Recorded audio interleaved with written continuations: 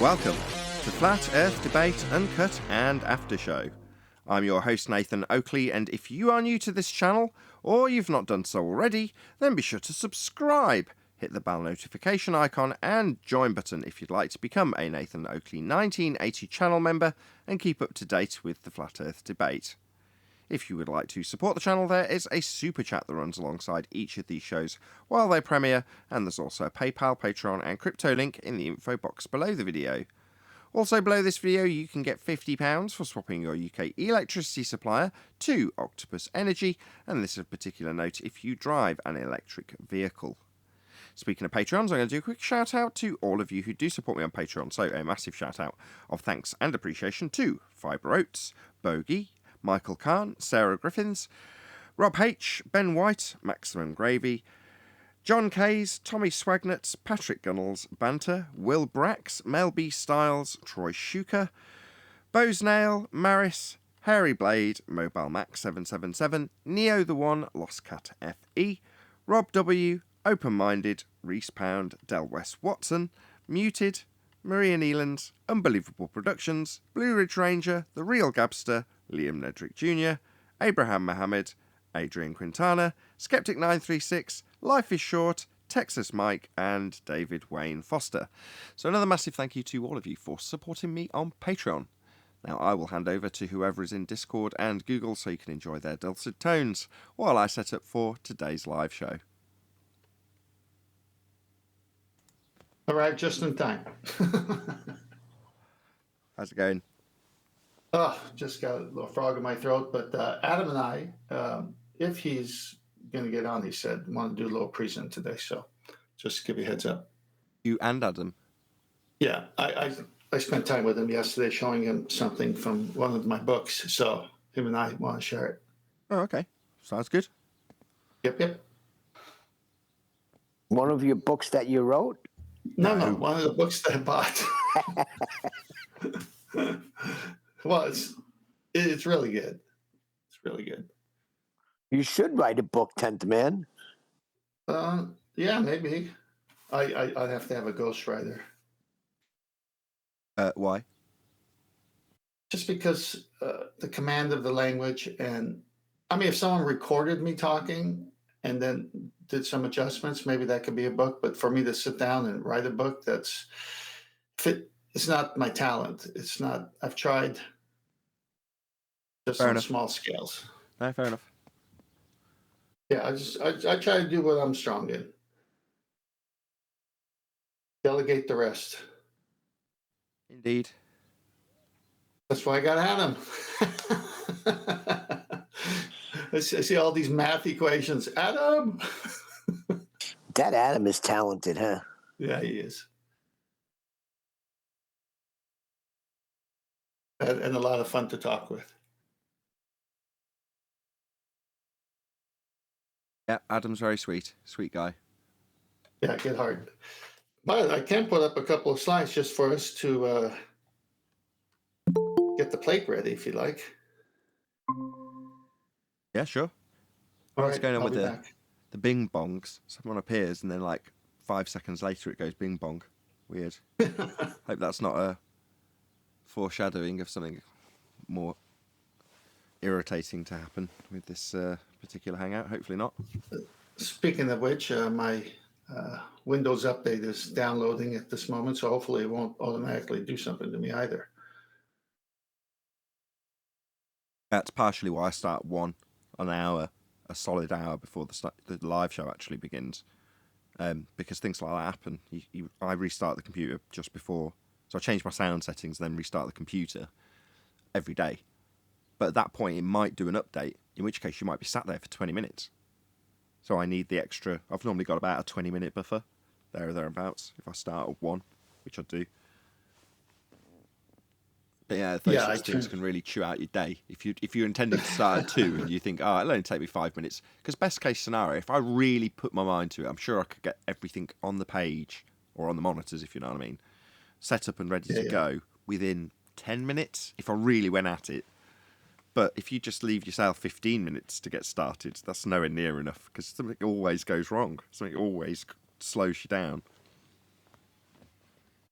Yeah, I turned it on. I saw it. So that was maybe 25 past the hour. So now we're 34 past the hour. So we'll see. I mean, typically it does only take me 10 minutes to get set up, which is why you tend to get the link at about 20 past. So I'll start at 1. I won't go, hell for leather to get set up quickly. I'll just do it at a leisurely pace. And then by 20 past, everything's ready and I can send the link. So you'll only get the link once I'm ready to, if immediately I go into the Discord server at 20 past with everything working and there's immediately a blazing row going, I want to be able to record immediately, which I can. But that, like I say, it takes 20 minutes. But sometimes Neil will be like, where's the link? And it's like, well, I don't know, Windows update, then the crash or whatever, the computer crashed. Things like that happen. But I want to get it all out the way before I even get anywhere near the record button, which is why I leave myself so much time. But it just means that if we do a 3-hour show, which we frequently do, that means 5 hours, because after the show's finished, I've then got to go to uploading the videos onto the 2 different channels, giving the members the link, all that sort of stuff still takes about an hour. So, typically a 3-hour show will actually be 5 hours work, plus all the work once the show's actually uploaded and you've got to actually publish the thing, and that might be a day or 2 later, but it obviously all adds onto the workload. More than pushing buttons, I'd say. It's all pushing buttons, Neil. But, the bit that's... if you're an outsider looking in, you could say, well, you just start the show and you start talking and an hour later you're done. You're like, well, yeah, if you're looking in at the main channel and you just see 1 hour of live show each day, then it looks like, well, wow, that must be easy, an hour of work a day. That's how it could be perceived though, right? No, not me. I know there's work that goes into it. Well, it depends. The pushing buttons could have a double meaning, Neil. What could it also mean? Pushing Globus buttons. I mean, that's a prerequisite of the show just There by you its go. title, though. Yeah, we need to push those buttons. Where the heck are the slides? I'm talking and trying to eat an English muffin with some jam on with some hot tea and talk to you about buttons. And So you're you asking for weren't ready slides? for the slides then? I have them. You're I'm all scrolling. excited. I'm scrolling. Okay. Do you want to push people's buttons, though? I mean, I know it's just a throwaway term. I do. I love it. He just did. I mean, you do, Neil, but I, as much as you might hate me saying this, I see that as your self-doubt. No. That was how we were raised. We pushed each other's buttons growing up. If That's you couldn't New York. handle it, you left. No, that's New different. York, man. No, that's different, because I push Arwen's buttons, and so does Anthony, and Arwen gets offended, and then the explanation comes for why we're doing it. That's done in a friendly way, and like you say, if you can't take the heat, get out of the kitchen sort of thing. And Arwen does dutifully do that, but that's very different to the perception that my show is... The purpose of the show is to push the buttons of globe believers. It really isn't.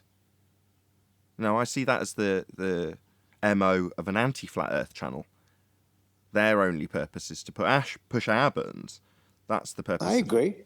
But I don't see that as my purpose here. I'm not here to antagonise globe-believing folk. Yeah, I'll call out liars. Yeah, I'll point out where the information's correct. But my purpose isn't to chase down the fundies like they chase me down. No, it's education. It's not that way, pushing buttons. You can push buttons in... Let's say I'm talking to a friend, just like right now with Neil and me on the slides. He pushed buttons in a fun way. It's like, where's those slides? You said there were slides. And then, of course, I could just answer it, but I decide to push some buttons back and say, look, I'm trying to eat some jam and some toast. And so put a little bit on him, like, why are you pressuring me while I'm trying to enjoy breakfast? Just totally elongating that whole conversation instead of saying, give me 30 seconds, right? So we just push buttons in a fun way. But when the baller or an anti-flat earther comes, we already know what they're about, and we know how many times they're going to beg the question. So it's almost like as soon as they come on, I already know what you're going to do, Nathan. I mean, so it's like, okay, here he is. He's going to do this. Then they're going to say this, and he's going to do this, and they're going to say this. Exactly. It's great training. But I understand your show is education. Don't get me wrong. But I do appreciate when guys like Charles when you go on their channel or people come to you and you handily spank them. I enjoy that. Well, that's A lot done of out my dudes, a own. lot of That's my people. weakness, though. What you're not appreciating that is that's me. That's my weakness, as opposed to a strength. You're seeing that as a strength, whereas my disdain for teachers that are in this arena is what leads me to go out proactively and do things like that. Well, that's a weakness, not a strength. That's something I need to address. I should be at one, the lying shits that they are. I'm not. So it's me. That's a problem that I have, if you know what I mean. Whereas you're like, oh, I like it when you go out and bash these lying bastards. Well, I should have the indifference I portray when I use you because I'm pushing your buttons as the person that's not at one with it and out there raging as a result. I know that's not true, Neil. I'm just pushing your buttons by doing that, but it's just useful to portray it in that way to the audience, not just for humorous effect, but just to have an example here. You just happen to be that person in that moment, even though it's not necessarily true. It's only 20% or 30% true. Hey, the Bible says, when I am weak, therefore I am strong. Yeah. Well, one of the things. Hang on, one of finish that up. Go on, John. One of the things that's a draw for your channel, though, is when you debate the Glovers in it. That's like worth cutting out because of the dumb stuff they say. Oh no, I'm not talking Yeah. with the content head on. I mean, I just had to swap my hat for a second there. Yeah. I mean, in terms of YouTube content, I know what's good content, but that's not the hat that I'm talking. I'm talking about me as an individual, a person on a journey, having had a paradigm shift, and how I now feel about that. It's like, well, once you've moved past the I hate all of these liars around me and I see everyone as shills and all those sorts of things that a lot of people in this arena go through, you kind of reach a point where you're at one with it. Well, a remnants of that for me is my disdain towards the people who should know better, the more intelligent folk who are out there disseminating information to infants. It's a bit of a mouthful. And those particular individuals, you just think, no, you should know better. You know where the logic lies. It's been explained to you. So to go into denial and continue feeling that it's, I don't know, somehow a righteous career when you are that person. I'm not talking about normal teachers either. The average teacher, I've got a lot of aspiration towards them, and great, good for you. Hats off to you. But not the people in this arena. That's a very, very different type of teacher that I'm talking about. But anyway, like I say, that's my bad. I don't think so, because like you don't actively go out seeking them. They come to your house. You know what I'm saying?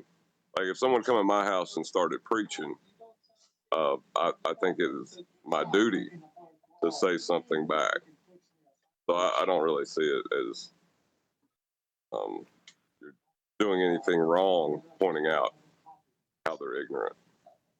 Hold on a second. Hold on. So you mean to tell me, let's do a church real quick, for instance.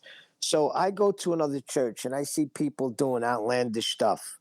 I can't say nothing because I'm in their house? It's their beliefs, Neil. Who are you to deny them their belief? Because it don't line up with scripture. Let's say it that way. Say it doesn't line up with the word of God. And they're doing all this outlandish stuff. I can't say anything because I'm in their house? I don't agree with that. Well, you could say something, but you can also leave after you say something because they pay their rent and it's their house, and they'll be under the judgment of God after you say it. So yeah, but you have to bring attention to their folly. Yeah, that's not what John's saying. I don't think you can bring attention to someone's folly in their house, meaning you went there because someone invited you, and then you find out they have wrong teaching. Approach the pastor and say, I've never read that in the Bible. Can you show me how you got to that point? Well, we believe this. Yeah, but that's not even about God anymore. That's about you. Yeah, I know. Okay, bye. I'm not coming here anymore. And then you tell people, you warn them about it, and that's it. What are you going to do? You can't deny them the right to deceive people. That's the whole point of the world is fallen. They deceive everybody. But you want them on the way out.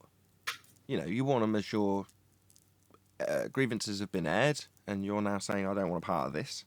And, you might be the groaning, mumbling, if you want to put it into a very physical metaphor, literally throwing your arms in the air and moaning as you walk down the aisle out of the church. But what you don't do is walk out of the church, go home, stew on it for 10 minutes, and then go, I'm going to go back there tomorrow, bang on the doors and disrupt the place because I disagree with what they're doing. Right. Or All right. Slides or are you out. don't. What if children are being abused? Then you call Well, the police. Yeah, then you call the police.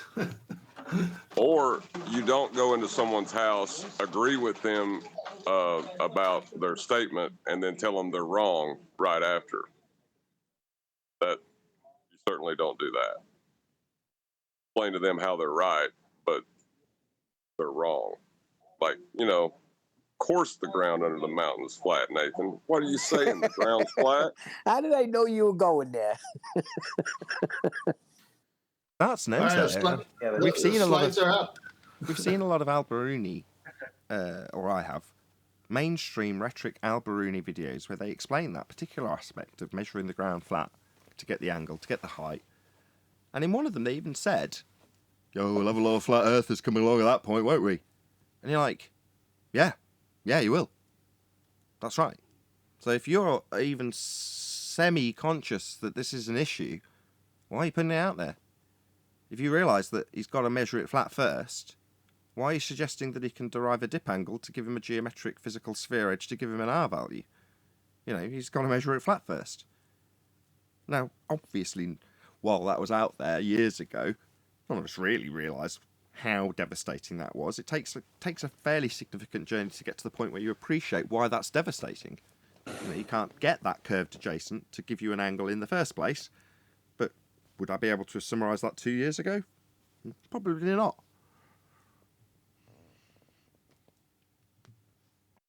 I have, hello everyone, hey Nathan. Hey, Brian. I have, how are things? Thanks for having me on the show. I have a multitude of ballers, including well-known ballers like Roohif, claiming the horizon is geometric on two of my videos. Oh, really? So they've forgotten all about the black swan. They've forgotten that we've had refraction barked at us for 2 straight years, have they? Completely ignored it. Oh, really?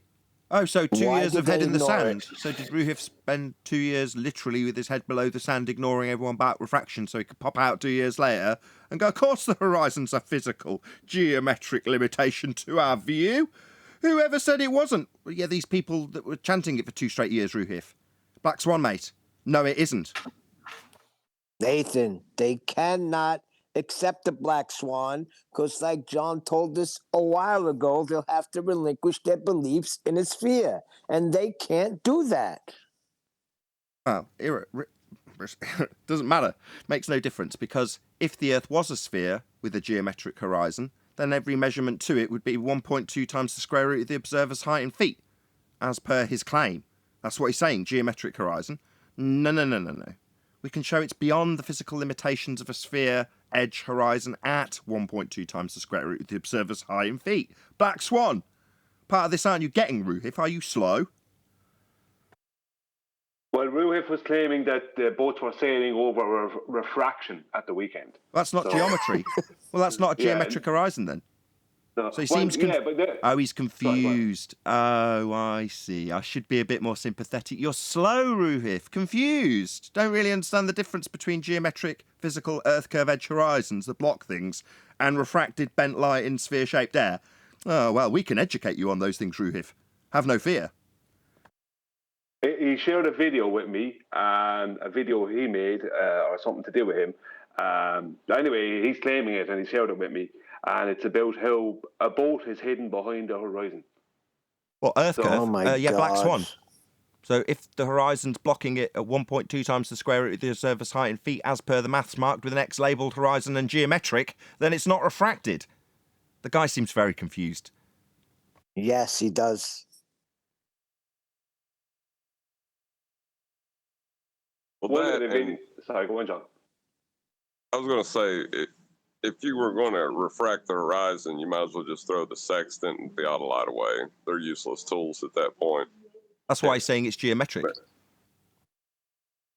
Oh, he wants to use the measurement and then deny the measurement. Correct. Simultaneously. He needs the measurement to claim dip angle correction with Brian, so he's asserting a geometric horizon to do the maths of dip correction when asserting it's a sphere-edge geometric horizon called Earth curve. We've debunked that, Roohif. Hello? Maybe just ignore it so we can all laugh at you, Roohif. Do we all have a good little chuckle? Yeah, Black Swan, Roohif. You dumb shit. Hello? Yeah. 2 years, not enough for you? That's slow, huh? If the horizon's refracted, it's not geometric. So your dip angle corrections are useless. Refracted's not geometric, mate. Can we get to the slides? I'm enjoying the refraction boat tours actually right now. Yeah, I have a video where it shows a camera rising. I think I showed it on the show before. It's not my video, it's someone else's. Camera rising, and as it rises, the horizon appears to rise with it.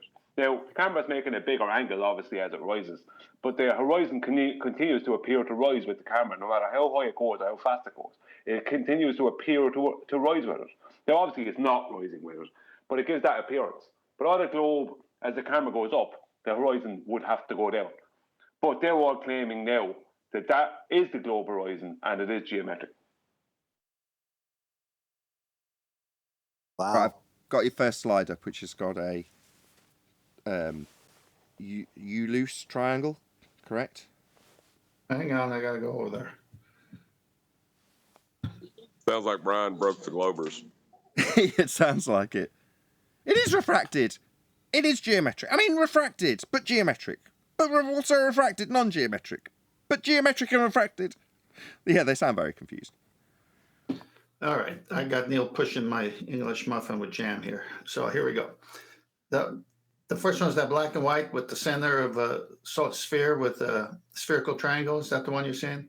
I've got a blue triangle. Blue blue non-triangle.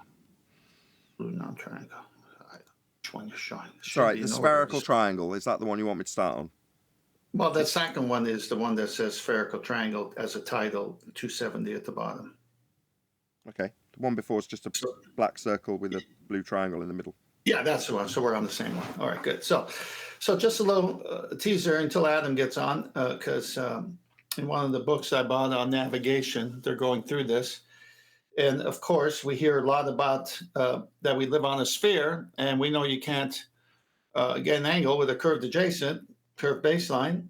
Sextant doesn't work that way. It's an angle measuring device. And so now let's go into their dream world, their non-existent stuff. And so you can see these are the pictures they show in many of the illustrations in pretty much all the books I get, that this is what's happening, that it's coming from the center, but when it hits the surface, you don't really have a 180 triangle. You have this thing called a spherical triangle. So go to the next one that has the title, spherical triangle, and you could see here that when you're on the surface, it kind of wraps around the ball here. And here on this one to the right with the three arrows pointing to the corners that show 90-degree boxes, it says 270. Well, that's very interesting. Angles don't work that way. But again, this is, man, haven't you heard about spherical trigonometry? I mean, so they'll just start saying, like, don't you know there's another type of triangle? Kind of throw it out there. Yeah, Sextant doesn't use that one, but what's your point? And so they're trying to say that because the surface of the Earth is curved, they're going to all of a sudden put some spherical triangles in there. Well, that's fine. I mean, if you do want to measure a ball from the outside instead of from the center, it's going to give you curved lines. But you're on the outside of the Earth with a sextant, and it's supposed to be a ball, and it can't work with curved lines. That's what we're trying to get to them. So if you go to the third slide, it shows just another version of it. Okay, you can see it there. The X and Y and Z axis is right there. And the A, B, and C is on the surface of a curved object. If you go to the next one, should be a color slide. You can see that in this one, they take that piece that's on the curved ball, the orange filled in portion, and they put it out to where the black background is. And then they showed this other thing that doesn't have curves. It kind of projects out to be straight lines. Okay. So A, B, C claim to be the surface you're actually dealing with isn't going to be used or measured on. It's going to be projected out to A, Q, P with straight lines capable of giving you a flat surface, because this surface, the surface between A, Q and P, or inside those dimensions, is a flat surface. That's what's actually going to be utilised. sod all to do with A, C, and B, and everything Correct. to do with needing a flat plane. Now, the fact that they've projected this out on a sideways angle so you don't realise that when this is twisted to about 80 degrees, you'll end up with this surface just being the flat plane you'll actually be utilising. Again, this is deception at a very high level using pictures. Go to the next slide. Again, titled Spherical Trigonometry in A, B, C, showing that curve. But now let's read. Go to the last slide. And this is all to set up for the show today, that we're going to show totally something else. Properties of a spherical triangle. If a circle is drawn on a sphere so that the radius of the circle is the same as the radius of the sphere, it's called a great circle. Any other circle is a small circle. 2, an infinite number of great circles can pass through one point, but only one great circle can pass through 2 points, unless they, did that say 2 or toe? Anyway, must be misspelled. Unless they are diametrically opposite. A spherical triangle is a triangle, each of whose sides is a great circle. See, now how can a triangle be a circle? I mean, it's so funny.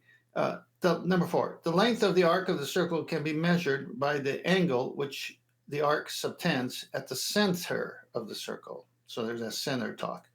The sides of a spherical triangle are measured in degree, minutes, and seconds. No sides of a spherical triangle can therefore exceed 180. The 3 angles, now remember, that's sides.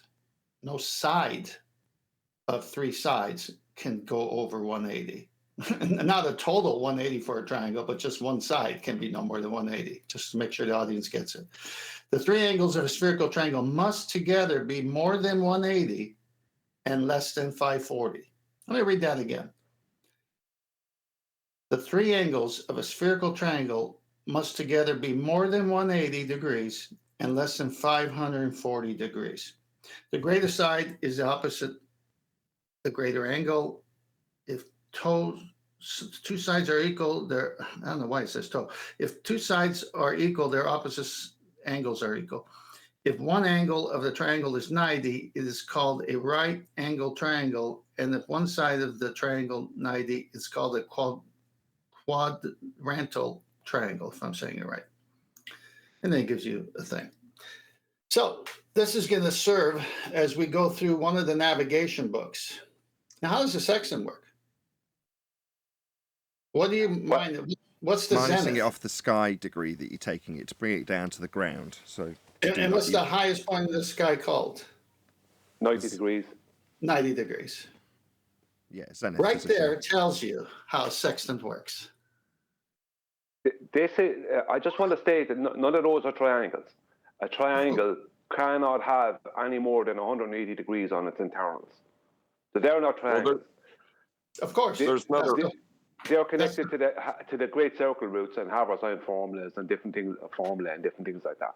This is total and utter super nonsense. Well, let me summarize before you all jump in, because I do want everyone to jump in. This is the conflation. As Adam and I were talking, I'm saying they do this all the time. They conflate it, and Adam came up with these words. It's a conflation. It's their nonsense is in their books, but you have to navigate through the perversion. This is a perversion of a triangle.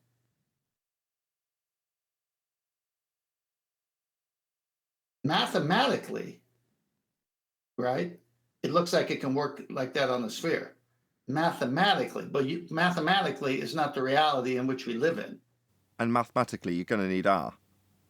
And you're going to need R. And so it's an unnecessary perversion to do all these things. And I mean, I see tons more than what I'm showing you, because this gets the reader into that I'm on a globe mode. And then when it comes to the actual measurements and the actual degrees, minutes, and seconds and angles, it's a sextant used on a flat plane, and it's no more than 180.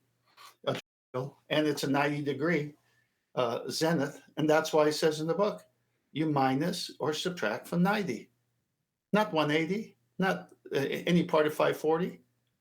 It's a joke.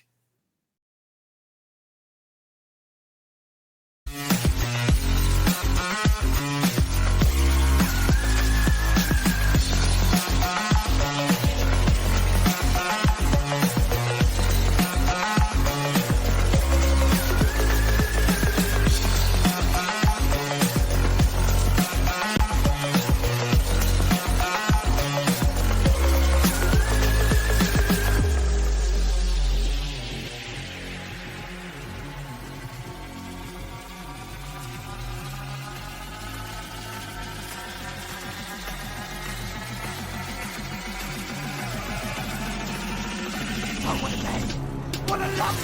to Flat Earth Debate Live. I'm your host Nathan Oakley, and if you are new to this channel, or you've not done so already, then be sure to subscribe. Hit the bell notification icon and join button if you'd like to become a Nathan Oakley 1980 channel member and keep up to date with the Flat Earth Debate. If you would like to support the channel, there is a super chat that runs alongside each of these shows while they are live, and there's also a PayPal, Patreon and crypto link in the info box below the video. Also below this video, you can get £50 for swapping your UK electricity supplier to Octopus Energy, and this is of particular note if you drive an electric vehicle. Most importantly, if you'd like to join the discussion, simply mute the page you are currently watching, then click the link in the info box below this video to join the panel and express your views on the nature of Earth. If you do join, please don't swear. If you do, you'll be ejected, and if you are, please don't try to rejoin the stream using sock accounts. You'll be warmly welcomed back on the next stream. Please also share the show on social media. Sharing the show obviously increases the live audience, but this in turn increases the chances of a more diverse panel, so please share the show on Facebook and Twitter. Now we are joined by Neil, 10th Man, Brian's Logic, Refracted Curvature, and a whole bunch of people in Discord, so welcome one and all. Hello. Hey, good morning. We're all doing good. We've also got Adam Meakin with us as well. Good morning, Adam. Good afternoon. Afternoon, everyone. Afternoon. Hello, Adam. Hi, guys. You right? Very well. Good to have you all. Nice that we've had a word from Discord as well. Did we want to rattle through housekeeping, or as the mood is on that particular vibe, should we continue? Let's go through. Well, it's up to you. It's up to you. Adam's here now. Adam, I kind of prepped him a little bit. On last night's bedtime stories. Yeah, the Polonium Chronicles, chapter 1 was very interesting. Okay, so the guys, Adam and 10th, have been discussing spherical triangles. And based on what they've been discussing yesterday, I think they've got a bit of a presentation. We had a bit of a teaser in the pre-show. But if you're happy for me to have now led you into that discussion, Adam, with a little tiny 30-second warm-up. Not much when you've just got here, but are you happy to carry straight on with that? I'll do housekeeping if you're not. Yeah, by all means. Have you got some slides, Tim, from last night? I'm gonna share my screen with the air navigation book that we went through. Okay. I think it's best if you go through what you went through with me, because me and Tim saw very different things. Two different things that we'll just share. And all right, let me see how I do this. I'll be back. Tell me when it's up. Yeah. I say we see different things. Well, I saw something jumped out at me, and something jumped out at Temp, and there were different bits. But again, we're using the air almanac, the air. You know those 3 black books that you had stacked up on top of Bowditch. Is it those ones, Temps? Isn't it? I think it's the proper air navigation books. So they're quite a. No, it's the Air Force one on. Hey, Arvin. Nathan, it says here this will let you take over Nathan Oakley 1980 that's fine. as the main person. Yeah, that's fine. Okay. This is all. Like if I go back just before you start at the diagram, the third last one you posted, where it shows an actual triangle, and then it kind of projected onto the surface of a globe. This is all great circle roots and Harvard sign formula nonsense. Correct. That's what they're bringing in here. Yeah, that's the least of our problems. We're about to demolish them here. I just showed that because I wanted to make a contrast between what they say a triangle is on the Earth versus what this. Does everyone see this book here, Air Navigation? Yes. This is an original. I have volume 1 and volume 2. This is an online version of it, so I don't have to worry about my book here. But it's the same book here. Let me hide that. Let's go right to the area. And I've shown this slide before. The bubble sextant here has to have the bubble horizon, and that's your plane of reference, your baseline, as you can see here. Is my cursor being shown as well? Yeah. Oh, lovely. Okay. And then they say the equator, and they take it out to the celestial equator as well and call it the plane of the celestial horizon, which coincides with the Earth's equator on their model. Okay, none of this is true, but anyway, let's go on. So when you're in an airplane and you're using a bubble sextant, you're basically saying my baseline is this flat, straight, horizontal, and you get this angle, okay? And you can be 30,000 feet in the air, and it matches what's below you, the Earth. And what's below you, the Earth in this picture? This round thing. Except that's not what you're matching it to. You're matching it to this thing, which is flat as well. I mean, do you see the nonsense here? All right. So we go through this book. It talks about altitude of the body and, sextant altitude, blah, blah, blah. Okay. The angle between the rays. But now when we get to right here, observed altitude, because that's the key. So you got, you think you know where you are, and you say, I think I'm over here because of dead reckoning. And then you take a sighting and it shows a different number. And you do the intercept method, and you find out exactly where you are based on your observed altitude. So there is a definite relationship between height observed of a body and the distance of the observer from the subpoint. Now, the subpoint is the GP of the star or sun, okay? That's all subpoint is. When the body is directly overhead, the height observed is 90. Of course, when it's directly over your head, it's going to be 90 degrees, your zenith. And the subpoint and the observer's position are identical. Okay, 2 GPs altogether nicely. When the height observed is 0, now when do you observe a 0 height with a sextant? When it's on the horizon. Am I right, everybody? Yeah, baseline. Yes. Okay, yeah. So when the height observed is 0 degrees, the body is on the horizon and the subpoint is 90, translates 54 nautical miles. Adam went bananas here. I'll let him take over in a minute. From the observer's position, the relationship is shown in figure 1124. Let's scroll down to 1124. Here's 1124. Here's A and B, your plane. Here is COX and COS. What's COS? What's this? This is your luminary. And this is the subpoint of the luminary.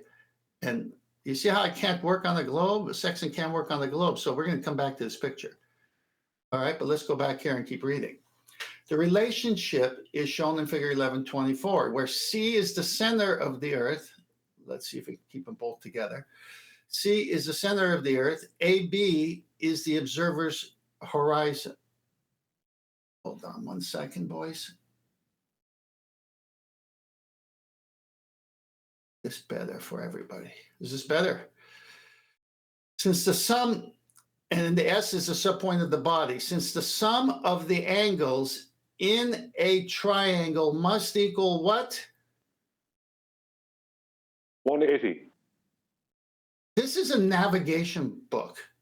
This is telling you how to do sightings with a sextant. Since the sum of the angles in a triangle must equal 180, the angle OX is equal to 180. Not 540, not 270, no spherical triangles on the actual navigational process. Height observed plus P, the sum of the angles on a straight line is equal to 180, no duh.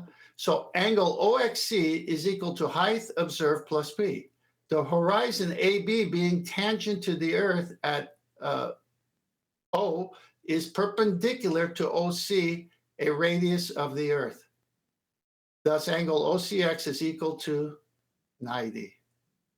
I can go on and on, but Adam, I mean, this is what I wanted to show in contrast to the spherical triangle that they keep talking about. But when it comes to a navigation book, it says this, an angle that you're going to measure altitude with can be no more than 180. You're working with a flat baseline on Earth, folks.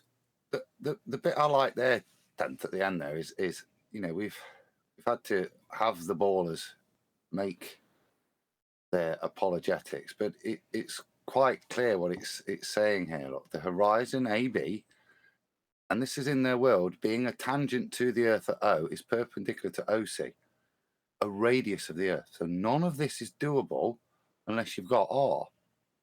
Okay? You need a defined R to resolve it. You can show the geometric relationships on there, but the distance is R. And to actually resolve it to real distances, you're going to have to input R. R is fundamental to this bastardization of the method. So if you're going to do these things, you have to have R fundamentally. That's something else I picked up rereading it last night. Yeah, it's an open admission that they do use R in all these calculations. Wow. Indeed. Well, So don't they Adam, always? yeah. Now Adam, I said to him, look at this I want to hear about this 54 part again. Yeah, Yes. we're coming to, Brian. and I'll just turn it over to Adam. If you just if you can just scroll down so we can see both the yeah, lovely. So if we read it again, it says when the HO is 0 degrees, the observed body is on the horizon and the subpoint is 90 degrees. 5,400 navigators minutes from the observer's position. And I'd like to refer us to figure 11.24, the bottom figure. And what this tries to do is diagrammatically represent what's happening. But for it to be able to do so, it should be using the correct numbers. But if it was to use the correct numbers that it's just stated, it would make the diagram impossible. In that, 5,400 nautical miles is equivalent to 6,210 statute miles. 6,210 divided by 24,878 is approximately equal to 25% of the circumferential distance of a ball, which is, as you would expect, 90 degrees is therefore 90 degrees of movement. Now, if you look on the diagram O, C to S, this is the supposed representation and the resolution of how you get the same star. But the reality is, look, that the O to C to S at this point is only about 35, 40 degrees. What you've got to do is take it to where Temp's got the little hand to the point. That's your angle of 90 degrees where it's going to resolve the GP of the star.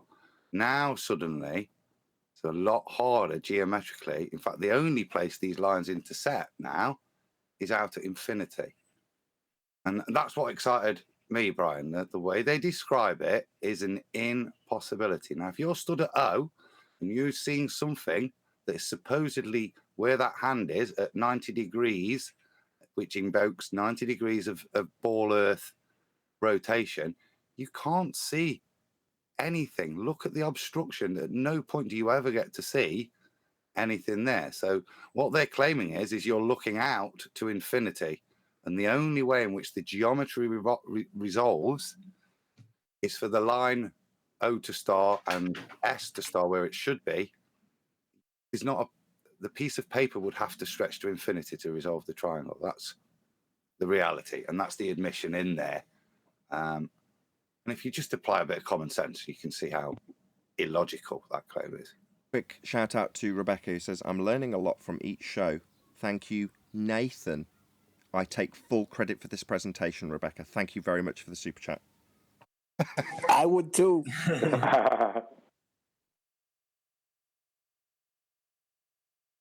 It's your house. You make the Yeah, there you go. This is sorry. 20. I ruined that. I'm just going to summarise Adam's point so I can get back on track and maybe hand over to you, Tenth. So what Adam's saying is, based on the amount of degrees that you have and have a 90 degrees to, I think he said 6,000, that would put you around the corner on a sphere Earth and no longer give you a line of sight to the star that they're claiming has an infinite distance to it. You wouldn't be able to see it anymore based on the amount of land that they're claiming you can have a 90 degree to. So it pushes their model into impossibility when doing this by their own description. Did you want to carry on or hand over to Tenth, Adam? Yeah, there's only one more little geeky point I kind of wanted to make, and with regards to the implication of this. And think when we first started on this journey 5-6 years ago, one of the responses is you can't see Polaris from the equator, or Flat Earth claims, yes, you can see Polaris from the equator, from high up observatories. And in my own ignorance, I kind of left that argument there because I'm still working in these times in a real trig world, which is where I'm assuming that the reason I can see Polaris from more than 90 degrees of rotation away is because I'm at a higher altitude. And what we've learned with the Sextant is that isn't the case. Your altitude, observer's altitude, is irrelevant to the angle that's rendered.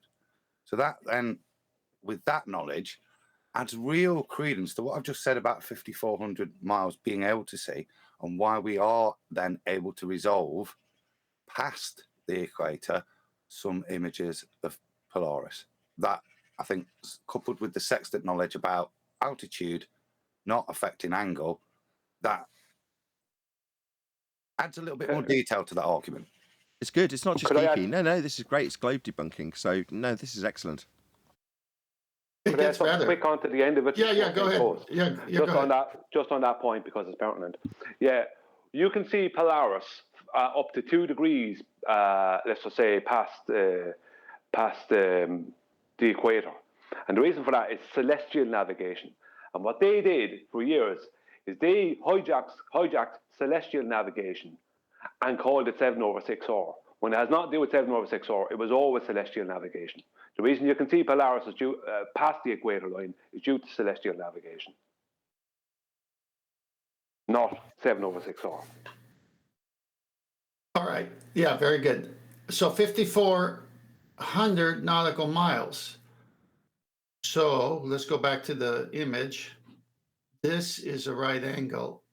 There's your 90 right here. Everyone see this? The line should be right here. Yes. Okay, that's 25% of the Earth atom that you're able to see with no curvature blocking something.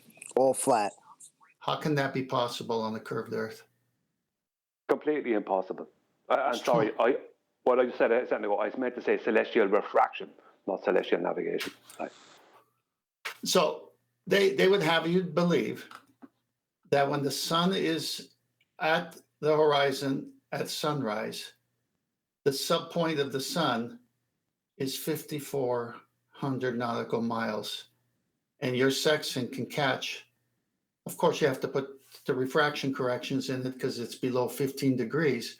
But once you do all the corrections, they're basically telling you that 5,400 nautical miles is your distance to that sunrise GP, the GP of the sun as it's rising somewhere over the Earth. That would mean that C to here would give you that right angle, that 90, and you're able to see from here over here. What about this? How come this isn't blocking anything? That's 25% of the Earth that doesn't block anything. But that's the geometric horizon that we were discussing in the pre-show that Roohif is claiming we now have, even though we've had 2 straight years of this being told that we don't have a geometric horizon. So what are they fighting for? This obstruction that you're asking now why it's not getting in the way? Well, I'll answer you. Because we've debunked that as a physical geometric horizon from a sphere formerly known as Earth curve. The Black Swan debunked that. So when they go back to asserting that they've got a geometric horizon and you say, well, if you did have a geometric horizon, I know that you're pointing this out from their books, but you are sidestepping the Black Swan. You don't need to expect. I'm trying not to undermine what you've just said. I really am, I promise. But Black Swan. No, go ahead. Well, Black Swan. Go ahead. Black Swan. Don't need to ask them why their geometric horizon isn't getting in the way when you've got 5,400 nautical miles of flat plane that you can measure 90 degrees to. Well, when you've got that, and they say, well, no, we've got a sphere beneath our feet, to then take that to, well, no, because the sphere edge horizon that you say is beneath our feet would be in the way, given this area of flat land. It's like you shouldn't be into that argument because of the Black Swan. The fact that someone like Roohif in this example, has stuck his head in the sand for 2 straight years and is now saying it's geometric. It's just laughable. Well, that's the both sides of the argument. Law of non-contradiction. They live on a flat plane. They know it because the sextant can't work with a curved adjacent. Exactly. How'd you get this elevation angle in the first place?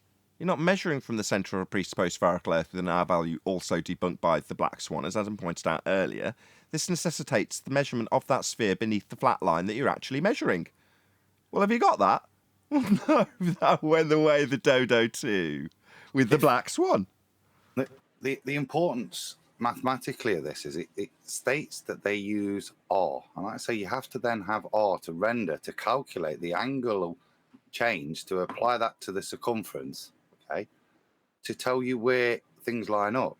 So if you haven't got R, things won't line up. Do you understand? Yeah, if your R's not exact, things don't work. So you have to know R to use this mathematics, and it would have to be exact for it to render like that. You see, so you can backwork R from it, but you can't get there first and assume this mechanism unless you've got R.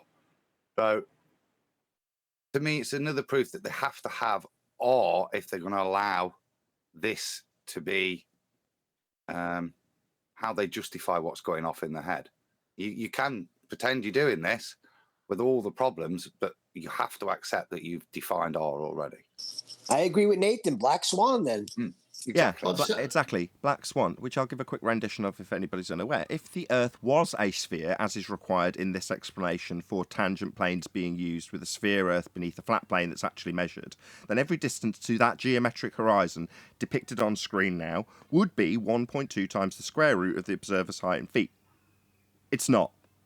The imagery we call the black swan shows the horizon beyond the geometric limitations of a sphere with a radius of 3959. Therefore, the horizon is not Earth curve, not geometric. We've had 2 years, Roohif, of being told how non-geometric it is as a result of the black swan. So to just jump back on the bandwagon of, it's geometric now. No. No. Roofy, hello. I just want to go on. just quickly, I just want to state that if they're using a tangent plane, it means they have to pre-assume and use a flat Earth to even attempt to do it on their globe. Back to the original question. How do you get your elevation angle if you've got a curved adjacent? Yes. Now, see this image here. See this image here with the bubble sextant.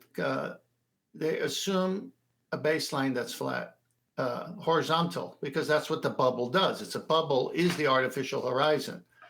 And then they transpose it in this figure that you see here, this picture, to say, see, it's over here. It's from here we're getting it. Really, what they're doing is they're measuring it off of the flat Earth that we live on, the plane that we live on. And in the picture, deceiving people and saying we're getting it from the center of a ball. But even in that, they have to take this image, transpose it here, because you're really getting it from the surface, because no one's here with the sextant. They're always at the surface with the sextant. Check it out, ball believers. You've got a plate on top of your ball model in this depiction. What's with the plate on top of the ball? And what's that? You say we actually only measure the plate, and depictorially you say there's a second plate that goes through the middle of the ball. So there's 2 plates in your ball world. What's with the plates? Stuck on top. Surely you just measure it as a ball if it was a ball. You wouldn't stick a plate on top of it. Correct. And then when you look at this picture here, from here to where the arrow ends, there's your 90. This is a top view, okay? The top view being of a flat circle. Yes, but over here, look at the trickster. It needs to be over here. They don't do it. I just want to state, because I messed it up the first time. I just feel that it's important. That for 6 or 7 years now, there's been a claim about angles to Polaris, right? Now, it's debunked by elevation angles for a start. That's number one. So then it's debunked by nautical miles, which are flat Earth miles. But I just want to state that you can see Polaris past the equator, and the reason you can is due to celestial refraction. They hijacked celestial refraction and started calling it 7/6R. That's what they've done for 7 years. It was never 7/6R. It was always celestial refraction. No, and they don't have or to have 7/6R. Black Swan. Right on. In the 5,400, what they're categorically stating there is that every degree of star change is attributable to the angle of rotation. The further away from it you are, the further you're tilted away from it. So that the relationship of angular star change is only Earth curvature. Now, when we go to Polaris and we demonstrate, and when we go to that 90, you cannot see the top. You see, you can't see its position. So that to me demonstrates it's again a full disproof that this 90 degrees is the absolute limit of your vision, and that's been really generous, I think. So to go past that, as Brian's saying, demonstrates that it's not a function of Earth curvature. True. Now, let's go a little bit more here. So this right here, this plane, the plate and the second plate, this plate here is right here, this straight line on top of the so-called sphere. And then this is supposedly the equator, another plate. But when you look at this, say the star is here, the observer's zenith is here. Here's a true 90 right there. Okay, well, this is flat. This is all flat. You can't get this angle unless you're measuring off of this flat. They even show you it's got to be from this line. You can't measure it from this part, this curve. Doesn't work. Angles don't work that way. Further to that, go back. If you're working off this plate, yeah, and we've got the observer described as being at the very top of this ball on this plate that's being actually measured and utilised with 90 degree at the zenith position of the observer. There could be, very realistically, a second observer on a ship out here. Now, he's going to perform the same measurement from his zenith position and triangulate with the star that just happens to be below the guy that we mentioned that's coincidentally depicted at the top of a sphere on a plate. So therefore, the guy who's doing the exact same triangulation with 90 degrees to his positions also debunking this sphere below, because he hasn't got the sphere below. There's just empty space below him when you depict it in this manner. But he's still going to do the exact same measurement and triangulate his position with 3 stars to a flat plane beneath where he's standing here. In other words, the only thing that works is if you keep all of the area that's being measured and triangulated upon flat for every single observer. Because only one can line up with the zenith position and presupposed centre of this Earth in this depiction. The guy who's standing on the edge of the plate, teeter-toppering the top of the sphere Earth we don't have, he's also going to be capable of making the same measurement without having this sphere underneath lining up with him. Good point. They have one, of course, in a image of a sphere, but this is what anyone on this circle doesn't work. They don't have 90 degrees to their zenith. This doesn't work. Yeah, they don't have 90 degrees to the zenith positions of these stars. This isn't triangulatable. No, and that's why Adam says it's a perversion. It's a conflation of their nonsense mixed with some things where they say, like over here, the one we read, that a triangle is equal to 180.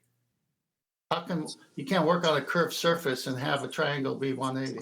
No. So this is a great deception. How does this get past the intelligent? I can tell you. They hide it in the language. Like words like tangent plane, it's obviously moron, but they use it as if it's reality. I'd like to bring to everyone's attention that if you are sighting a star at the horizon and it's 54 nautical miles away, that's just a radius.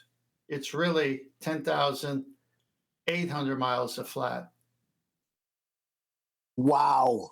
Okay, on that subject, Neil, because you asked, and it's a nice segue. How do they hide it in the language? You personally described people who would justify, a couple of days ago, in fact, how atmosphere is just what we say. Right? Do you remember saying that to us?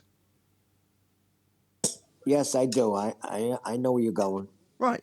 Well, without realising it, you've succumbed to a magic trick. So much so that you're not even willing to look at the etymology of the word or the breakdown of its contents as a word. Why? Well, because that's just the word we use. We just say the air's sphere-shaped. That's just what we say. We just say it's sphere-shaped, so therefore it is. And I've said it since I was a little kid. It's always been called that. It's always been known as being a sphere-shaped air. Atmosphere. So when someone comes to justify it in their description of how they're going to measure 90 degrees on a flat plane, and they've already got all these prerequisite conditions that they've got to meet, they'll, in some way, shape or form, try and mathematically justify it in the way that they understand it should work. Now, when there's contradictions, like we're showing here with the 25% of the sphere Earth surface blocking the view of the star that they've got an infinite distance away, when you're measuring it on a flat plane to begin with and you haven't got a geometric horizon, no one's going to be there over their shoulder tapping them and going, hello, the horizon's not a physical limitation to your view. And if you were to do this, you'd have an obstruction of the sphere Earth on your tangent plane, wouldn't you? It wouldn't work anymore. The tangent plane that you're drawing out's too big. Yeah, it doesn't make sense anymore. But because no one's tapping them on the shoulder, and they're only trying to make it make sense with the linguistic programming that they're using in their own everyday life, they're going to try and square the circle. And that's where we see the errors, some of them glaring. Because somebody at some stage has tried to square this circle. And that's what we see written down. And somebody along the line has looked at it and gone, yeah, that makes sense. Probably because they don't understand it themselves or don't see the contradiction. So John's right. They're hiding it in the language. Sorry, John, refractor curvature. Is John there? Yeah. I was going to say that a tangent plane is an oxymoron, just like atmosphere.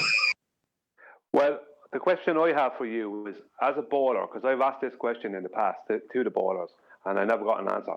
As a bowler, when you were a bowler, how big could a tangent plane be? What was its limits? 1.22 times the observer's height in feet, I think. Thank you. No, that's incorrect. You're talking at cross purposes. The question Brian's asking you, as a glober, even though you're not former glober, is how big can the tangent plane be? Not where would the tangent point be situated. So your answer was where the tangent point was situated. The answer to Brian's question in actuality is your first address. It's an oxymoron. How big a flat plane can you have on a sphere? You can't! Oh, yeah. Right. Yeah, I guess I even fell for the language trick, but it's what they do. I think if I just add to that, you said, how does it get past people? Because what's written mathematically, if you assume the ball, and this is what they show, it's all mathematically correct. Okay, it is a way of transposing it. It does require you to have R and the relationship between R and the circumference. Yeah, but all that's admitted in there. Now, if you've got no issue with somebody giving you R, which a standard normie won't have, then you accept it, because where you question it is the mathematics correct? Are they making the right geometric assumptions to transfer that angle to this angle? Yes, all that does make sense. But because you accept atmosphere as a word and radius and the Earth's a ball, you don't question the bit that means it's bunkum, if you see what I mean, which is what I had to get Adam, this brings us to the beginning of the show and the pre-show then. So if you were in a position, you personally were in a position where you understood, like John often details, that you cannot measure R, and you are still of a fundy sphere-believing ilk, how do you square this circle? And if you can't... Don't beat down their doors. Hold on, I'm getting to Charles. He's our resident globe Earth mathematician running under the name Flat Earth Math because he's an expert in this particular arena's subject's mathematics, according to his own namesake.